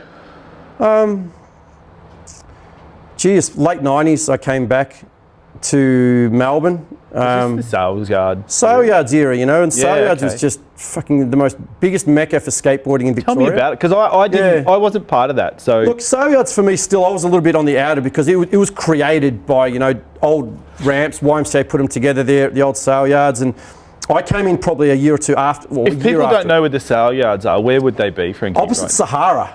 And no one knows where Sahara is, but it was one of the only venues in Melbourne that sold long necks of Melbourne for Okay. $6. But Now where is it? What's corner there of now? Lonsdale and Is it where that- Swanston. Yeah. Does that make sense? Yeah, I think so. Corner of Lonsdale, Swanston? Oh, here we go. Look, sales yard. Yes, that's Sale Yards. Fuck, what are you doing there? Alley-oop method is. Off a So ramp I've onto a wedge? Or? Off a quarter pipe onto a wedge, and that's, again, just something I love to do. I'd fucking do that trick all day. You know what? I couldn't On give a loop. fuck about doing a kickflip. I was going to go as fast as I can and fucking crack That's an pretty ollie. impressive. You've got a pretty good method happening there. That was fucking cool, except I go to do backside airs on fucking vert and I can only contort them. I can't do a normal backside air. I have to do dumb shit like that. Okay. But that's okay. But that was one of my fondest times ever. That onto the wedge was just fucking awesome. That's cool, man. But That's the really people good. at that place, the community, What was it like? YMCA, What did you like about it? It was home, dude. Yeah, and right. not really for me. Again, I was a bit of an outsider again because I was coming from Yeah. like Queensland or Byron, and I came back to it, and there was a clique of crew, the Yeah, Steps okay. crew, and the Steps crew were not all skateboarders. These were like graphers, riders, Okay. hip hop sort of crew. Yeah, different- You'd have different It's sort a of broader culture. Yeah, of man. skate Like it was a sort of real stuff, melting yeah. pot. Yeah. So these are the guys that weren't necessarily always skaters, but they were the other skaters there, like, you know, Jaff, Ronnie Roberts, you fucking everyone. You know, so many people, you know, Lincoln and everyone that worked there. Yeah. Amazing people. So the YMCA employed skateboarders to run a skate park. Cool. Who the fuck would have thought? Yeah, yeah, and yeah. it worked. It worked. Did you have to pay admission? Free. It was just Oh, really? Okay. community based. That's Just cool. Open the door. That's a great idea. It was beautiful. Really cool idea. Yeah. Yeah. Is there any sort of strife or bad shit that Oh, happened there was there, always the odd bits and pieces there if someone sort of shortchanged someone on a single, but there was there was never anything riffraff as such. It Yeah. was pretty cruisy. It was self-managed. Didn't like gravitate other ning nongs there, like when you have a place You'd always like get a that? few junkies come through and Right. they'd have a sleep on the grass. But that's what happens. Ollie you know. over 'em? Ollie There over you 'em, go, why right. not? You know, vagrant ollies. Do you remember that, you know, there was an article, I think Gons back in, it was an 88 Thrasher, the vagrant ollie. And it was a fucking article in maybe. Thrasher, the vagrant ollie, and he'd ollie over some homeless dude. Just to sleep. Just to fucking sleep. Yeah, fuck, Just to fair sleep. enough. So Sale Yards was good period. Amazing period. That was just because it's centralised skateboarding for Melbourne, and from Yeah. there you could go off to anywhere you wanted. Where would you go if you weren't at Sales Yard at that time? Oh, dude, street skating was huge then. I suppose I stepped away from street skating and Yeah. skated trannies, mini ramps, Oh, or okay. skated a bit more vert, I suppose. How'd you get into that? Don't know. I just always liked big transitions because I never had like it as big a kid. trannies? Big trannies are the best. Awesome. It never gets over that joke. Why would you get over it? No. Yeah. We might offend some people. Oh, well, that's okay. I think people can be offended. It's all right. It's all right. We meant it nicely. Absolutely. No offence. So you'd go, who were you skating with then? Was there anyone then kind of A inspiring lot of different you? people. Like which tranny places would you go to skate? Oh, look, I skated Paran a lot Yep. before the old new ramp? The old Old ramp. ramp, yep. The old ramp was just amazing. And so who'd you know- be sessioning at that place? well, I skated with different people. I never really skated really closely with guys like Ben or Tuss or Renton or people like that. You're sort of always on the side, but I remember skating with Chris Payne a little bit. I skated with Tony Hallam a little bit. Is this when he made you do the alley-oop? Oh, He made me do les twists. He made me learn les twists. What and- did Tony make you do? Well, Come on. Tony was mean because Tony's just a fucking amazing skateboarder, and there's nothing Tony can't do. And I think technically, he's like a Bible of skateboarding in the sense that every chapter he knows very well. There's not much that he hasn't done, seen, or been. He's just amazing. He's been over a number of decades, hasn't he? Absolutely, he And has. lives and breathes Yeah. skateboarding. And unlike, like I suppose it's different. You go to Melton And I'm didn't to get drop him. fucked off his head No, and wreck himself so he remembers it, he does remember which is it. a really important part. Absolutely. Thank God. Yeah, no, I would agree. But I just remember that learning les twist for me was pretty special because I couldn't do gay twists and I couldn't do fucking cabs, so I could only fucking grab backside. And I just remember I was doing 50-50s, backside air to fakie or rock to fakie, then you'd try and fucking hit a les twist. And skating with him one day and he's like, dude, you have to fucking do this. Look over your left shoulder. Look over your left shoulder. So I'm doing les twists and they're going into method because I'm a fuckhead and I want to do methods all the time. But I remember coming around 3/4 of the way and I went, yeah, look over my shoulder. So you look over your shoulder and all of a sudden you can spot your landing and you're fucking rolling away. Yeah. And you jump out of the platform and Tony's like, huh? Got les twists. So you did it? Yeah, got it. Oh, Absolutely. I thought you did one where you ate it as well. No, I'm skating with Tony Hallam and I got no choice. I'm going to make it. Fuck yeah. nice one. That's really Not cool. a negotiable. Oh, that's good. I thought it was a story where you smacked your head. No, I smacked it. I think it was a day or two later, and I did a fakie ollie, sort of just fakie rocks. And when you do fakie rocks, you sort of nollie in on a vert ramp, so your front foot comes back, you're ready for a backside air or a grind. And I sort of nollied it in, but I over-rotated my back hip a little bit, so it came in sort of backwards, backside, and I just straight to the flat on my whiplash. That all fucked me up. That's Have why you I'm had like many injuries from skating? Oh, I've had lots of broken bones and things, but probably not really directed from skateboarding. You know, broken wrists, broken ankles, you know, nothing that's, you know, blow yourself away and go, oh, fuck, nothing, I don't see it as significant. It's just Yeah, well, pay I to mean, play. if you're doing steps and stuff, I imagine that there'd be zero cartilage in your fucking knees. Yeah, they're pretty well flogged. Are they? Bit cooked. Bit crunchy. They're a bit gristly. crunchy and a bit inflamed. A bit talkative these days. But no, I think I've been really lucky. Yeah. I've been really lucky. Yeah, You know, totally. touch wood. Yep. Touch wood. And look, I don't skate a lot anymore, but I am actually planning on getting back to sort of that side of things, you know, soon. That's cool. The body's nearly ready, I think. The mind more so. So what happened after sales yards? Good question. What did happen after sale yards? Well, I think you ended up being a piercer. Yeah, I got into body piercing, which is a bit of an odd one. And I got, again, through a girlfriend I met, she knew someone in a tattoo shop in Bendigo. Yeah. And I ended up catching up with this dude down there, and he's like, oh, would you like to learn how to do body piercing? And I'm like, fuck, of course I would. Who doesn't, yeah? Yeah. But at that stage, I had pretty big flesh tunnels in my ears and stuff, and I was a bit loose. And he probably saw the potential of some, this guy's got fucking big holes, get him involved. But I remember working for a year or two in You've Bendigo. got fuck all holes now in your ears. Thanks to fucking plastic surgery. Oh, did you have plastic surgery? Yeah, man, I had that stitched up. Oh, when did Yeah. you do that? When I was younger, so probably 2012. Interesting. Yeah. Because I had big ones and mine came back. Yep. Because otherwise you end up with what looks like a cat's ass. Cat's ass, yeah, absolutely. Either side of your face. Yeah. I got told to take mine out for my wedding. Really? Yeah. Wow. I'm scared. She's terrified. Have you got a picture? Show Frankie with his ears. My Oh, look at the flesh tunnels. There you go. Who's that, Frankie? I don't know. Just some fucking blow-in. Just somebody, an old What was friend. going on around then? That was at a Black Flies party in Adelaide, where we had some. I worked for Black Flies for a period of time in a few skate companies, and I ended up doing a lot of MC and hosting, and I actually hosted Miss Nude Australia. So I ended up hosting this Miss Nude Australia event because I needed someone with a reputable voice to take that organisation to the next level. So it was a good chance. I met some nice people, and we had some. Is that on your CV? It's not on my CV as such, but we Have you got the other picture there? Please. There's none. No, there is. Is there? Yeah. Okay. There you go. Okay.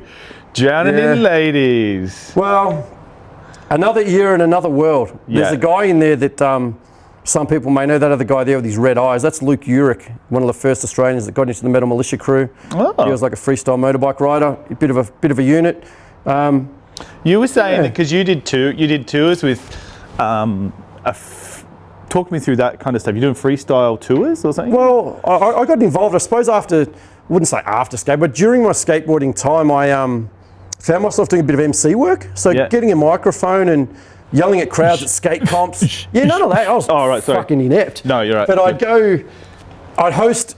With that silky skate voice comps of and- yours. Yeah, very. You're pretty charismatic too, so I imagine that would have been good. Well, I had a few anecdotes in my time I could throw into the ring, Sure. but I was lucky enough to have a good gig. I ended up travelling a lot with Melbourne show, Sydney show, X Games, different places where I'd work on a microphone and G crowds up or yell at them. And, Yeah. and I met a lot of freestyle sort of motocross riders in my time, and You said they were special. they're special. You said, no, I remember reading you said that they were a different kind of different, and I'm not really sure what that Yeah. means. I suppose we've all got a history of we find. How are they different than skaters? Fuck, dude.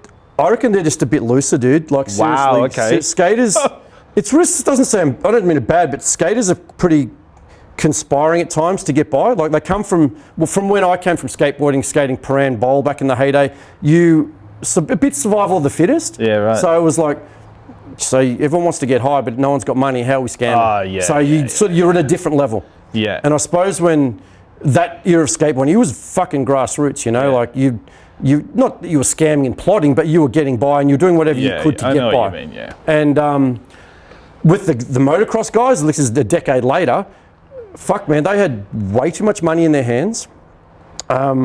Very little respect to the world they lived in, Yeah, right. and they were And they're risk takers. risk takers like no level, and not just risk takers. Fucking, I'm going to do a backflip, but fuck the way they party, dude. Yeah, right, Fucking okay. Next pretty level. Scary, pretty scary. Pretty It's scary. interesting, isn't it? What do you Yeah. put it down to? Oh, I think there's a lot of people in society, whether they're skateboarders, bike riders, fucking whatever they are, there's probably a few cogs loose upstairs in the sense of the way things fire, or there's something missing, Yeah. or the way they were raised, or something's Yeah. happened in their life, and Yeah. this is the way they do it. And I think it's odd, and the loosest people I've ever met Yeah. in the world of skateboarding or fucking music and everything else, most of them that are still with us, sadly a lot aren't, but the ones that have come full circle, Man, they're now fucking either vegan, vegetarian, triathlete, running. They've gone fucking polar Other opposite. way, They were extreme, totally but the opposite. other way. That's really interesting. And I find that fascinating. yeah. Yeah. That is interesting. You have mentioned to me there's been a lot of casualties along the way. Yeah? How Absolutely. many crew have you lost? Oh, and again, this isn't stories I think that are alone to myself, but I think really close, not really close, but people that are pretty close. I've been to probably 20 funerals in the last 20 odd years of people that just should be here today. That's hard, man. And there's always going to be that element. Suicide's taken a big proportion of them. Motor vehicle accidents have taken a big proportion of them. And there's 3 people that aren't with us today, sadly, because of psychosis, drugs, and either going through pretty graphic, being stabbed to death, or pretty undesirable ways to pass. It's a lot of people to lose in your friendship network. When you said, oh, we're going to have a bit of a chat about these sort of things, I put pen on paper and had a bit of a think about it, and I was actually pretty upset throughout the process of going, fuck, we've all been touched by mortality, but there are just a lot of young kids that just aren't here anymore. These are kids that were 16, 17 when I was skating Glen Waverley that, you know, car crash here, or there's just so many of them. And, you know, never forget those that aren't with us, but there's people from the sale yards here, Andrew Kerwood, Truckee, who was, you know, at the time you don't really appreciate necessarily what his influence or impact was, but now you look back and go, fuck, okay. Everyone, as unique and twisted as they are, has an influence upon other people, and I think that's beautiful. Absolutely beautiful. I think as we get older, I mean, you know, clearly you lose some people along the way to things like cancer, or you lose heart attacks, or as we get into the, now I'm in the age group where I have to have health tests, you know. Yeah, cost twice. People will drop off, but I think it's different when they're younger and you lose them in sort of really tragic and unfortunate circumstances. And that's a lot of people to lose. There is a lot. I've got so many fucking different stories, and there was one, and I'm not going to. We had a massive party one time somewhere in Australia at a friend's house. There's about 20 of us all getting on the gas, and one of our friends there had a fight with his girlfriend. She fucking left. She drove home. That's cool. You drive home, you have a punch on. He got pretty fucking drunk, walked down the country driveway, decided to fall asleep. She decided to drive home later that morning to say, you know, sorry, make up. It wasn't a pothole she drove over when she drove home. Oh, fucking hell. And now she lives with that for the rest of her life, you know. And there's so much more to that, and there are so many other stories, I think, that I don't know why I get pretty affected by them, but there's so many of these things that have happened, and I think the thing too is, I mean, because we've all been quite loose and, you know, been through that kind of risk-taking, substance using kind of thing, it could have been us. Oh, absolutely. Do you know what I mean? Absolutely. I feel like we've looked down the barrel so many times. I look at some of the things we've all done, you know, some of the things we've all consumed, or the company we've kept. You know, there's things that I've done. I remember a loose, probably a story for another day, but there's a few different ones that are some interactions with people where you just go, fuck, you know. Yeah. You got a question. Do you have any regrets through the kind of skating era? I probably regret not applying myself to skateboarding. Well, you did in the dishes job, but that didn't go very well. Yeah, fuck, you did right. I did the right thing by that job, and it fucking bit me on the ass. But you got pretty stoned as a result of fucking going hard. I suppose that is a regret that I have with skateboarding as such, is I probably didn't apply myself as much as I should. I spent more time fucking with recreational pursuits. I spent more time chasing tail, or I spent more time just fucking hanging with the boys. Yeah. All reasonable pursuits in themselves. Absolutely. But I think I haven't denied myself of anything. I think I've met the most amazing people. I've lived an amazingly colourful life, and I look at my life compared to other parties, and everyone's different, and there's no way to compare. But I feel really blessed that I've had that opportunity. It seems like you've taken lots of opportunities, like you've made the most of things. Like reading through your story, it's just like, I did that, and I did that, And he did that. And there's that thing. You hung some guy up from hooks Yeah. at a Yeah. dance party. Earthcore. Yeah. So Earthcore, yeah. Not only that, you hung the first guy up in Australia. First one in Australia. That was the first suspension in Australia of a human being on hooks. So that was pretty fucking cool in the 90s, apparently. You know, but yeah, I got Just a period I was going through, you know. So I got paid to do a suspension, and it was with a freaky dude called Lucky Rich. Some people would know or may not know. lots of people know Lucky Rich. Do they? Most heavily tattooed dude in the Most world. heavily whatever. tattooed guy in the Yeah. world. So I did a bit of work with Lucky, and he wanted to do this gig at Earthcore and wanted to hang up about 30 feet up in front of this gum tree in front of a crowd. About 5 a.m. he wanted to do it. So we drove up there, and I'm just laughing, thinking if you're off your face and you're at a dance party and you're walking around, you're like you just like you're on one and you're like, the fuck's going on here? Like, that was interesting. were you off your chops when you did it? Nah, man, I was pretty straight because I took it that was shit pretty business. seriously. Yeah, well, it's pretty serious. And look, I had riggers. I had a team of riggers that worked with me in the sense of how we're hanging things up. We had some fantastic guys from Sydney who built the hooks for us, custom built.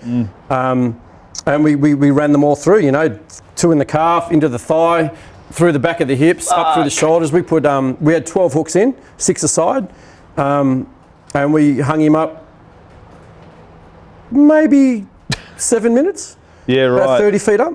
Shit. But that was the first one in Australia, and Did people almost forgot spotlight about it? it. Did Sorry? people spotlight it? Was Yeah. he like made Yeah, like yeah. wow? And it was all filmed. It was that was travelled all around the world. That was a pretty big event apparently. Yeah. For a fucking Yeah. stone skateboarder from the Yeah, fucking suburbs. yeah. It was, but You mentioned that wasn't on you. What do you want to do when you grow up, Frankie? I totally forgot about that shit anyway. Like Yeah. when I was thinking about some of the things where we've been and what we've done. I think it was a something. It was a something. It's totally cool. I got into Earthcore for free. Sure. Which one? Sure. Where was it? At? Tocumwal or up on the river. Oh yeah. I can't remember where exactly it was. I don't know why. Maybe didn't get much sleep that night. Could have been a long day. But Was it the one where someone drowned? No, Oh, okay, different one. no. All right.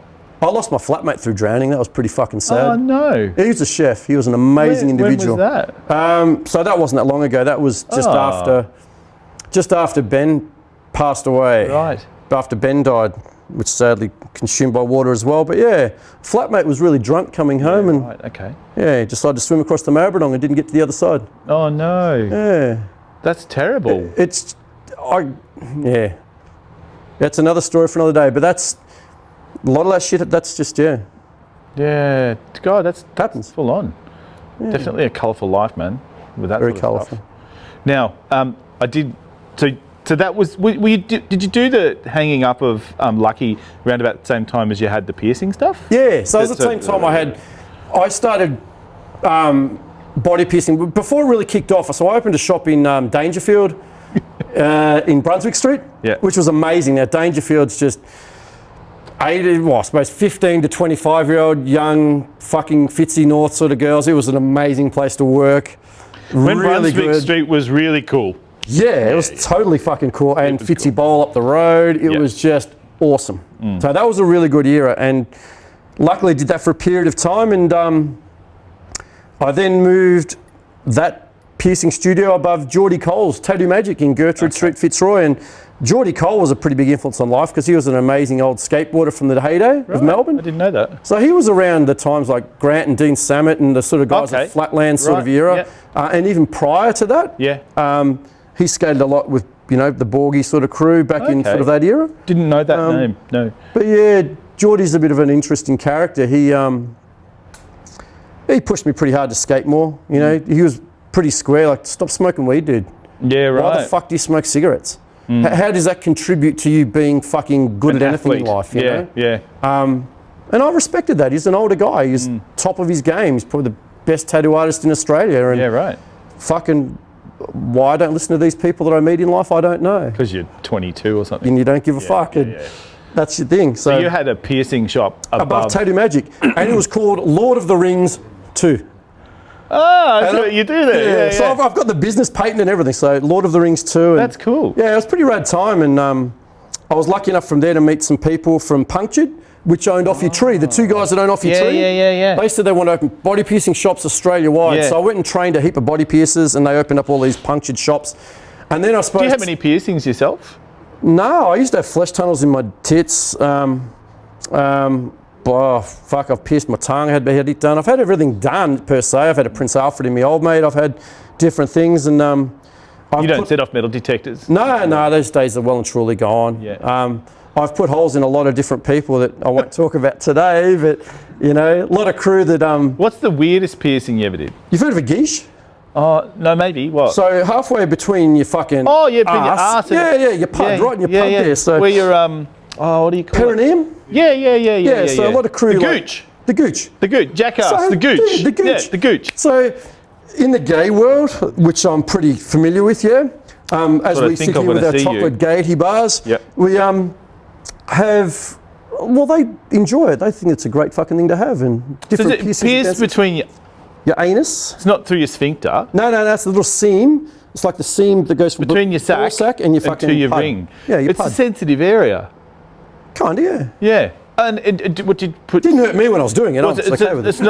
not like it's a barbell, or is it a ring? I'd always use rings. I find barbells in body piercing, no one gives a fuck anyway. Yeah, but yeah. Bacteria gets trapped either side. A ring actually allows it to move. Yeah, and serum to sort of move out through Okay. it. But, yeah. Had to get up and close to people's anuses. Oh, dude, I've spent a lot of time in females' fucking regions, and you know, everyone's, oh, that's awesome. You look at box all fucking day. Yeah, nah, it's fucking stinks. You know, you got to fiddle around, find where's the clitoris. Now I need to find the hood and put a fucking ring through that rad. You know. Well, I never For even thought $100, about that. you know. You'd have no excuse to not find the clitoris then. No, I suck.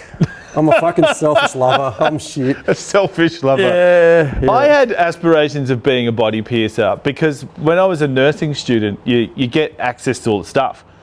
The stuff before it started to Cannulas, hit. yeah. Exactly, Yeah. cannulas and all aseptic stuff, Yeah. you know. So I remember I pierced my own nipples by myself at age 17 watching Billy Bragg on Rage one night on the couch. Wow. Came home from the Bridgemell Hotel a bit pissed and thought, I know what I'm going to do.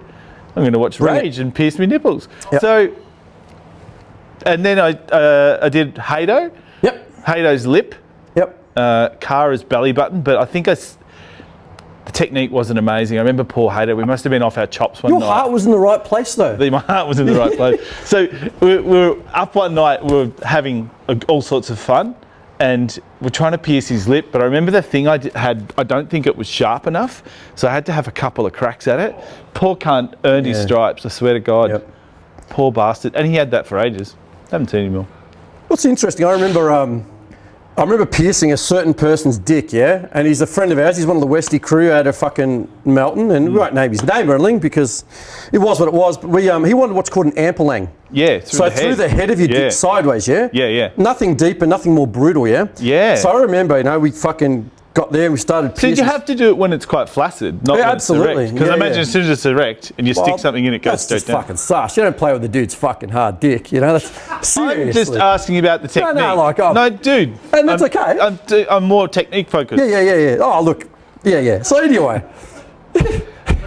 Well, you want it to be. I'll get a photo. It's like when you tattoo something. If you tattoo a flabby bit, it goes all over the place. Totally blows So you out. want a rock hard cock to. Then you have claret everywhere. You don't want claret everywhere. Oh, bleeding, of course. Yes, blood vessels, That's why I capillaries, didn't get everything into opens piercing up. just as well. Yes. But Yeah. anyway, we started this ampling, yes? I've got little forces. We're halfway through, and the dude's eyes are rolling back, and he's like, "Fuck, dude, this can't happen." I'm like, "No, I'm nearly there. I'm about to go through his urethra and come out the other side." And he's like, "Dude, stop, fucking!" I'm like, "Fuck!" So we stopped, yeah. And this is in the middle of Dangerfield, yeah. This is the guy. This is the tip for anyone out there, and they'll know who the fuck it is. He tattooed my surname across my guts. Right. Okay. And that was done at Summerhill Road, where fucking Anton and Maddie McLean and every time, Navarrete and all the creatures, they'd all stay there. It was one of those fucking houses where everything went to shit. Yep. Rad place. Like, that's where you go and get tattooed because it's fucking hygienic as. Okay. Anyway, so it was his fucking old mate. And so anyway, I had to pull it out. He goes, "Do it a bit closer to the tip so it's shallower." Dude, we had 3 goes. I'm fucking driving his fucking dick. And he, it was, fuck, anyway, he goes, "Fuck it, let's just do it the other way." Oh, down to the for top. fuck's sake. So yeah, he changed his mind. He got a PA instead. So through the eye and then down through the back into the front of the eye. Yeah. How long did they take to heal? Fucking ages, man. Like Yeah, 3 or 4 yeah, months, yeah. 5 months. Fuck that. Yeah, no, it's Yeah. not good. And every time you get a fucking hard on, you open up rip those it, blood rip vessels. it. Yeah. It's gonna. And you can, dude, The scar tissue could go all weird. It could grow out. It could do all sorts of fucking. warped. Absolutely. Not only that, I mean, I find it hard enough to get wee in the bowl as it is. Yeah. But like, if you have one of them, it'd just be like a fucking sprinkler. Ah, dude, fucking out, left, right, and everywhere. Good on him. Oh, fuck. Okay, so the piercing shop ended. Yeah. What did you do then? What did I do then? I've got no idea. I probably just started skating a lot more, didn't I? Yeah. Got back into my skating a little more. I did a lot of, as I say, started getting into the MCing sort of work a lot more, and we got put on a tour. Me and Vita tour? oh, Was well, that I was lucky enough to fucking get a sponsor for some reason. Fucking no idea how or why. Ollieing shit. Ollieing shit, yeah. Yeah? Being a little bit more charismatic than some maybe. But no, that was a good era, you know. Like Vita shoes, the guys at Force Industry, you know, obviously helped me out a heap. I think there's a picture of Frankie with the Vita. Vita stuff on, yeah. Just Jason Dill and Nardis Corpus's company in the heyday. Pretty good era, you know. It's nice when you get a bit of product, you can sort of push yourself a bit harder, or you feel like what you're doing is recognised, so you push a bit harder, or, you know. So were you doing demos? Yeah, a lot of them, yeah. Who with? So there was a lot of the guys from like Joel Darlington from out in the Peninsula way, Daisy of course, who used to run all of that particular company at the time, and a lot of the comps, because I was a country boy, I skated a lot of Bendigo, Shepparton, you know, Seymour, all these weird little dirty dusty country towns, which I thoroughly enjoyed. Yeah, and you took the tour there? Or I think, well, the last sort of tour that Vita really did, Gippsland for me was a good one. Yeah. Which was pretty cool. Here we go. There he is. Yeah. Handsome looking chap with your big fucking fuck off earring. Big fuck hole in my ear, yeah, that's all. So yeah, that was a good era, Republic skateboards, and a really good period of time. Yeah. I was very thankful for, you know, those people that obviously, they probably shouldn't have given me shit, but they fucking gave me an opportunity. And What would you really get? cool. We're just getting like Just flow boards stuff and shoes and shit, you know, and just the ability to sort of travel around and skate different places again, which was really, really nice. And cash? What were you doing for cash? Oh, look, demos paid a little bit of cash, which was good, or comps paid a bit of cash, and you sort of did all right with MCing work, paid probably better than skating. And Yeah, well, I can see why you did it. it was fun. Yeah. It was fun. There was a Coca-Cola You're a funny tour. guy too. You say funny things, so I reckon that would be kind of cool. It's probably my mild to moderate fucking retardation that fucking shines sometimes, and That and the attention deficit disorder together combined would be great. that. Put some alcohol or a bit of sugar in. Yeah. Game on. But yeah, MC stuff was amazing. The Coca-Cola tour with Luke Curtis. Oh, yeah. You want to go on tour with skateboarders? Jaffa. Luke Curtis. Go with Jaffa. Go with Numbers. Jason Ridgway. Will Stoyles. Bunch of fucking degenerates. All those Blake guys. really? Yeah, a bunch of fucking degenerates. So you just go out and you fucking, let's get paid to ride a mini ramp and travel around the country. Yeah, right. Happy fucking days. And guess what? I'm not skating much, so I'm on the mic. Yeah. I can be hungover. I can be fucking green. Okay. Let's all right. fucking tour. Who drove? Fucking some other tour people drove. Yeah, right. Not They you drove guys. us everywhere. Okay. So it was super cool. Yeah. Yeah, they were really good days. Awesome That's time. awesome. Yeah, it was good. Then we did the, after the Coca-Cola tours, which went for 4 months. Oh, Big wow. tours. They were Okay. fucking big tours. And was that just skaters or were they was Bike riders as freestylers, well. BMXers? BMX riders. Motocross? They're fucking funny bastards. BMX riders, dude. If you ever have interaction with dirt jump riders and BMX riders, Yeah. anyone that can smoke 2 tokes out of a PJ cigarette and spit between each one and the cigarette's gone, fucking beautiful. They're another breed. Yeah. BMX riders are fantastic. But they were good guys to tour Evie with. was talking about him last time. He got involved with him, was doing some emceeing for. Yep. Might have been X Games as well or something He like did. that. He did do X Games, yeah. And then he was convinced that he could jump. No one was jumping something. Yep. And then he had a crack at it. Yep. And didn't go so well. He Fuck, borrowed I did that at the someone's bike. Melbourne show and fucked me up. They got What big dirt happened? jumps, 20-foot gap. You had a crack. I had a crack. Fuck yeah. So I'm on the microphone, just giving him shit, this little, you bogan fuck from Werribee, this shit cunt's going to do a fucking bar spin, fuck, whatever. And they just got sick of some of the shit I was giving them. They'd go, fucking, here's the bike cunt. So I'm like, yeah, all right, give me the fucking bike. So I remember climbing up to the top, and there's fair crowds at the Melbourne show at that time, and You roll down this big fucking on-ramp. Go big or go home. launch. And I got a photo. I tried to launch it and I fucking ditched the bike. And you ditched the bike, I ditched it underneath me and I landed fucking square on it. I got fucking flogged. Like a torture So you get up like, I'm not hurt. yeah, I'm with like a fucking pedal fine, sticking mate. out of your ribs. Rib hanging out and I'm all fucked with it. So they're good times. Yeah. Happy days. Okay. Good tours. What if you had some Kodak moments, like we call it like a Kodak moment, where there's one kind of two kind of points in your life where you kind of really were interesting kind of pivotal moments as far as skating, what would they be? It's interesting. I think the era I grew up skateboarding, I think someone's, gee, it would have been nice to have some footage or some more photos. I think the mystery and intrigue of skateboarding in the 80s wouldn't be what it was if we documented it as we do skateboarding today. And I think that for me is, as much as I'd love to show my kids going, hey, your dad wasn't always a fat shit fuck, he could fucking do this. But you have that bit of history. I think it's good that we don't sometimes. The nostalgia, You know, helps the and nostalgia, or helps the Sometimes. kind of. I wish I'd had photos of more people together. All right, yeah, Not necessarily skateboarding per se, Yeah. but the people you've met. yeah, okay. You know, like I talk about people I've met in my life, my travels. I don't have photos of them. yeah. They're locked into the memory bank, sure, yeah. but that would have been fantastic just to prompt a few more thoughts. Well, you it sounds like you had a few international people come and live with you at some point as well. Yeah, a lot Over of different time. people, yeah. Which was amazing, you know. Yeah. Guys from Italy, two influential characters. Pablo Baruffa, who was an amazing skateboarder. He grew up skating with power guys. Here's Pablo. What a freak. He rode for He came to Australia and I met him in Queensland. So I met this dude at a bar on the Gold Coast, and people will know who this fucking bar is. It was right on the Mermaid Waters on the river there. Playroom. So the playroom at Mermaid, right? Sounds like a Gold Coast bar. Dude, it was fucking amazing. You'd go in there for $5 jugs. And being a shit heap that I was up there that was just doing what I was doing, I was in there drinking $5 jugs and I bumped into this skateboarder. Well, he was wearing a pair of Vans. So I'm like, hey dude, how are you? And he Couldn't do that I speak now. no English or whatever the fuck in his Mario voice. Ciao. And I go, oh, you're a fucking funny cunt. Come with me to the bar. I got him fucking spastic drunk, put him away to his car with his backpacker mate. And I said, here's my name and number, dude. Ring me when you get to fucking Victoria. Yeah. 3 months later, I get a phone call.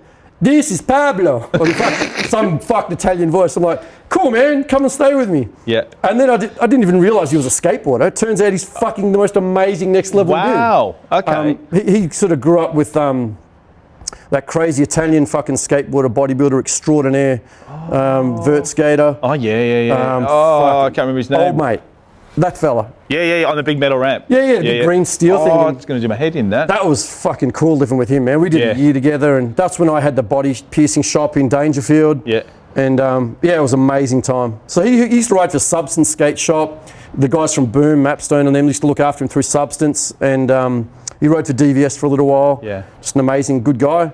And his vegan backpacker friend Mirko, he was a legend. He taught me to make vegetarian pasta, which I don't eat now. Cool. Which you don't eat now. I'm a fucking meathead. So. Do you have any contact with any of them guys? Yeah, I talked to Pablo a little bit. So while the coronavirus stuff was going on, we were talking fuck, to each yeah, you were other checking on, them out, yeah. and we might not have talked for years, but we were just like, dude, are you okay? Because I Yeah, heard that's Northern cool. Italy was all fucked up. And, Yeah.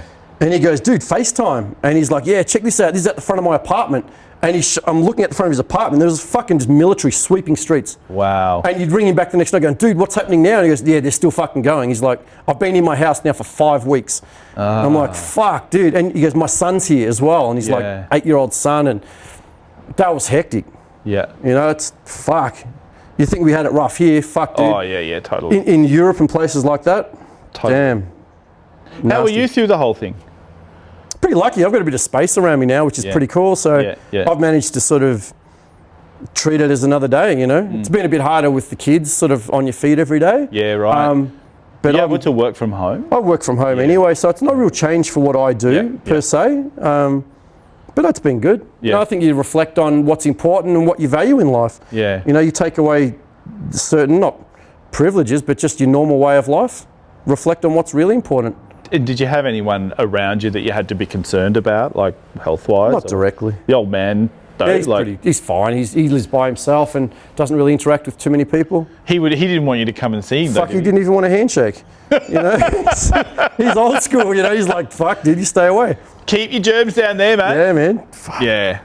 And he's all right now? He's okay. So your dad's around, your mum's not around, yeah? Yeah, that's right, yeah. What happened with mum? Mum passed away with cancer. She had a battle over about 3 years with esophageal cancer that sort of came from nowhere. We thought she had a dodgy hip and she had a hip replaced and the pain from her hip to her back, and they'd never really found the primary cancer, but by the time I suppose it was being treated and everything else, it had just gone right through her. She had secondaries and then she had... She had secondaries. She'd had, they believe it started from her esophagus, but it had moved through. She'd ended up having a tumour in her brain that had to be removed as a result of that as well. And she survived those operations and procedures, but she... Probably because she was maybe well before or fit or... Probably, but again, I tried to talk to her in the last few months, you know, why the fuck did you get cancer? You know, I was paranoid, like, am I going to get this shit? What's going on? How old were you when your mum got sick? Oh, shit, my second child had just been born. She was only 6 months old, so I suppose I would have been 38, 39. Okay, so a bit older. 38, yeah. Yeah. Yep. And so mum was cooked for a while then, yeah? She was cooked for about 3 years. Yeah. Yeah. Okay. And was it difficult for her? Like, was she really sick with the treatment? Well, chemo and stuff like that just knocks people for six, you know what I mean? So it's a pretty fond memory, actually. I remember, you know, sharing with her a rare breed wild turkey can from time to time. And, you know, she'd never drink or things like that. But I think towards the end of her life, she's always been a real healthy, you know, good country sort of woman. She's went, fuck it, I'll have a bourbon with you. If that's what you do. If that's what the kids are doing, I'm doing it. And they were pretty good moments, you know, you sort of reflect and go, okay. And some of her sort of mantra she left behind was, live now, you know, tomorrow's not a given. Yeah. So be kind to yourself, don't be too hard. But that's cool. Yeah, so that was... Do you reckon you're more like your old man or your mum, or a bit of both? Oh, you know what? I've probably picked up the shit traits of both. You know, I didn't get probably the cream. You know, I honestly, I've probably got a little bit of obsessiveness about things from my dad, who's extremely structured and extremely disciplined and extremely dedicated to what he does. He's 77 years old. He still keeps a fucking notebook.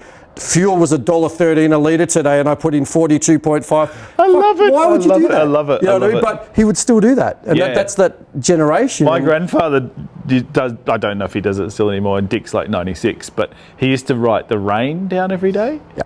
He'd write the rain down every day in his little... Like, he didn't have a big diary. It was maybe the size of your hand. Yeah. But just the weather, the rain. I don't know why, but, you know. Look back in 78 it was doing interesting. This. Yeah. Really interesting. So your old man does... So mum passed away. Where's she buried? Beaufort, yep. Okay. How was your dad after that? Crushed. I think that was his whole rationale for living. I think my parents, like a lot of that generation, lived their life a little bit backwards. It wasn't until my mum...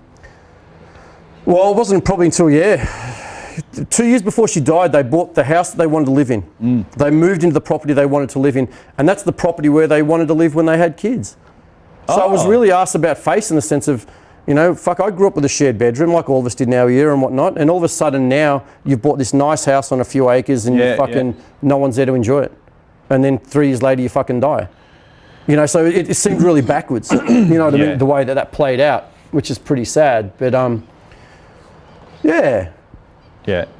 So with your kind of, I mean, that kind of makes sense now. Now you're on a big spread here. You've got a nice place. Yep. You've got a good home here. Absolutely. What's life like for you now? Busy. Busy? My life's busy, but I make it busy. I'm my own worst enemy. You know, there's always wood to cut. There's always washing to do. There's always a house to keep clean. You know, like I'm very house proud.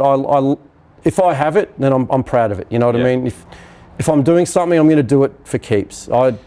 That's how I've been raised. And I think the thing probably a lot of people probably don't know about you is just how much of a great dad you are.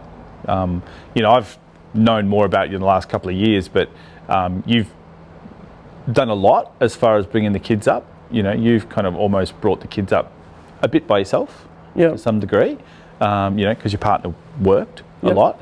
But you seem to really embody the homebody, and the real stability of being a parent and the structure and kind of running of the house, which is pretty amazing. I think people probably see this kind of, you know, larger than life kind of tattooed larrikin, but you're actually quite structured. Yeah, absolutely. And organised and caring.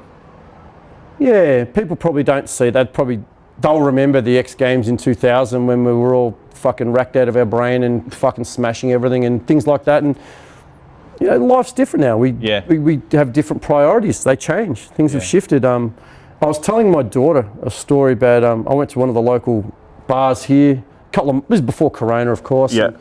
I'd seen an old friend of mine. I hadn't seen in ages. A mate of mine, Killer from Ballarat, an old sort of skateboarder of that era, and he knows I was pretty loose and we used to party pretty hard. And, and I remember seeing him in this bar, and across the room, I'm just fucking Killer. Yeah. I was fucking on. I was on the sauce.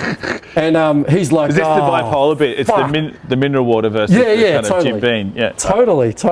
So I see his eyes, like, and he's not happy to see me. He's just like, oh, fuck. Why? Frankie's here.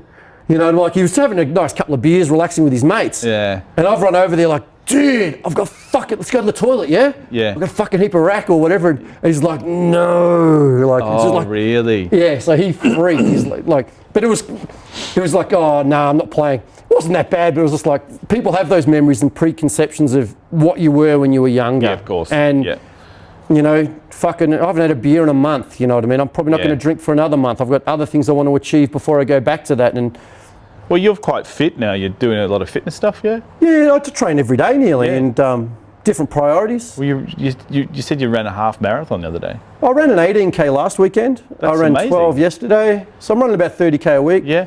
And I think this month I've sort of set a target. I'll run a half marathon this month just so I can drink beer. Because I want to get fucked up and you know, I've been straight for too long. You know, that's my goal. No, that's awesome. I know what you mean. Like I did, I think I did 4 months, might have been last year where I didn't drink. Yep. And I'm not a big drinker anyway, but I just we got into the whole non-alcoholic beer thing. Yeah. And that was like, okay, we'll try that. We'll see what that's like. And like, it was like, okay, so it tastes like beer. And like, if I've been working in the garden or something and I've busted my nut and I have a crack one. Yep. It's like, it's the same difference. I didn't really notice the difference. Then things have been way more different since COVID. Yeah. My wife found this thing, what was it called? It was some sort of like wine delivery thing. Naked Wines. Yeah, right. Right, and you buy a box full of wine. Yeah. It's like 12 bottles of wine. They're like $9 each, and they're like small, like bespoke wineries, kind of, they're like clear skins essentially of wines. Wow, we've been on it. About last 3 or whatever you need to do. 3 or 4. Well, I think it was to deal with the lockdown, but the wines are amazing. But no, off the wines. But anyway, so you're healthy. Ish. I eat clean. Healthy. Yeah. And you were telling me you're going to take up footy. I went back to playing, well, I never fucking played footy when I was a kid. Last game of football I played was under 14s.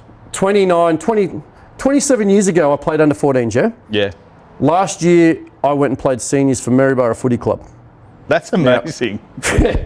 I'm not a footy player, man. I fucking can't even kick the thing straight. They just couldn't get bums in seats to keep that club alive. Right. And I thought, well, why not? I'm pretty fit and strong. Let's have a crack. Yeah. I just want the community to have some sort of pathway for the next under 16s or under 18s to go to. So I played last year. I played 8 games in a row. Yeah, right. And this year I sort of set myself a target. I'm going to play 50 games before I'm 50. That's fucking cool. I fucking hate football. Yeah. But I fucking hate footy. Too. They're the biggest fuckwits ever. So what? But, you know, why the fuck? I just thought, you live once, yeah? Well, it's good fitness. Just do it. Isn't it? Well, I think it's like that fucking smacked in the head every day. Fuck, it's like skateboarding on grass. This is cool. Yeah. Except you got dudes chasing you that want to fucking nut you. Oh, that was one of the things I didn't ask you about was the high jumping in basketball. Yeah. Tell me about the high jumping. I loved sport when I was a kid in the sense of I just liked... Your mum was a PE teacher, you should have. Yeah, mum was fucking played for Australia. The old man played AFL for a little while. Well, had a dabble. So I suppose you've come from a bit of stock like that, but you've got... I used to be able to jump, yeah. I used to be able to jump pretty high. And on boards and not on boards. Yeah, on boards. That was your thing. That was my thing. So white men can jump? Yeah, dude. I used to skate Paran, right? Yeah. I'd be fucking padded up and have my helmet on. And I'd say to the jocks that were playing basketball with all their fucking Jordan shit on, throw me the ball and I'd run over and fucking dunk. Yeah, right. Paran, on that on half court. Yeah, yeah. I'd fucking love it. So I'd be skating with crew and we'd go and do that. And that was cool. Fun. Fully padded. That was fun. But yeah, high jump was interesting. I think when I was at school, I managed to do all right at high jump. I won the high jump competition at school, which is not fucking hard when there's 300 kids at school. Yeah. You know, big competition, big fish. But I managed to get through to the regional titles. which was like the local area, the Ballarat area, Geelong. Then I got through to the state titles of high jump. Wait, what's going on here? So now I'm playing with the big boys. Yeah, yeah. And it was interesting because I remember going there and I had a shit attitude. I'm 15 years old. I fucking smoked Peter Jackson extra miles behind the fucking sheds. I don't give a fuck about stretching. I don't give a fuck about training. I don't have fucking spandex. I got fucking just some shit top on, whatever. And I fucking finished the smoke. And I waited all day for this high jump comp, and I ended up jumping, I think, 180, 184. Then we got up to 1 metre 88. The bar went up to 190. Everyone had been knocked out except for me and this one guy from Scotch College who's like this trendy, rich fucking school. And I'm like, fuck, I'm a bit tired. I better go have a smoke. So I fuck off and have a smoke. And I come back and they go, dude, sure go. And I'm like, what do you mean? He didn't make 190. And I went back there and tried to fucking jump it. And I was like, oh, fuck. I couldn't make it either. Yeah. And then they did the count back to see who made it first at 188 and whatnot. And they go, you won. I go, what do you mean I fucking won? You know, they go, oh, you won by count back. So I ended up. Oh, cool. You blitzed it. Yeah. Nice one. So I was like. Sponsored by Peter Jackson. Yeah. Extra mile. What's the future hold for you? I've got a bit of a plan in the sense of me and my plan. I suppose my children are my first and foremost priority to make sure that they don't necessarily travel down the same roads that I've travelled. I'm very open with my children about the life that I've led. And they've seen some of that throughout their years. So they're the priority. But my personal long term, I think, will be more so just, I want to be fitter and stronger at 50 than I was when I was 30. I love surfing. I love the ocean. And I really want to be able to be in a position when my kids finish school in the next 5-6 years where I can go and enjoy the ocean and surf better or go back and skate at a reasonable level without having to worry about my body. And I suppose, again, when you talk about regrets or what would you have changed? Well, maybe when I was younger, I probably should have taken life a bit more seriously and maybe been a little bit more focused on things that I could have done well.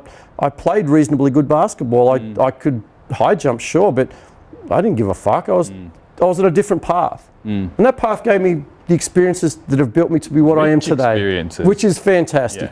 But I think going forward now, learning from that, I just want to be fitter, stronger, bigger and badder at the age of 50 so that I can buy the bus, put the solar panel on the roof, and I'm just going to surf and follow the sun.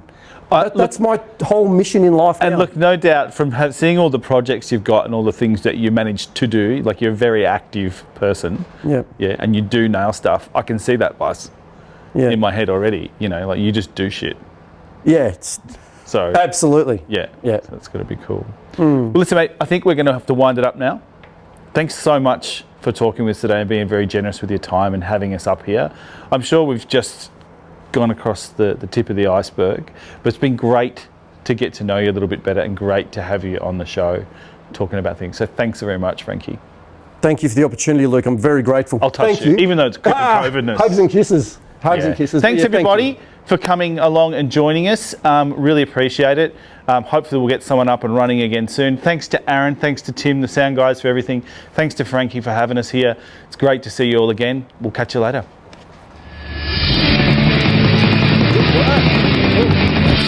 No, that was fun.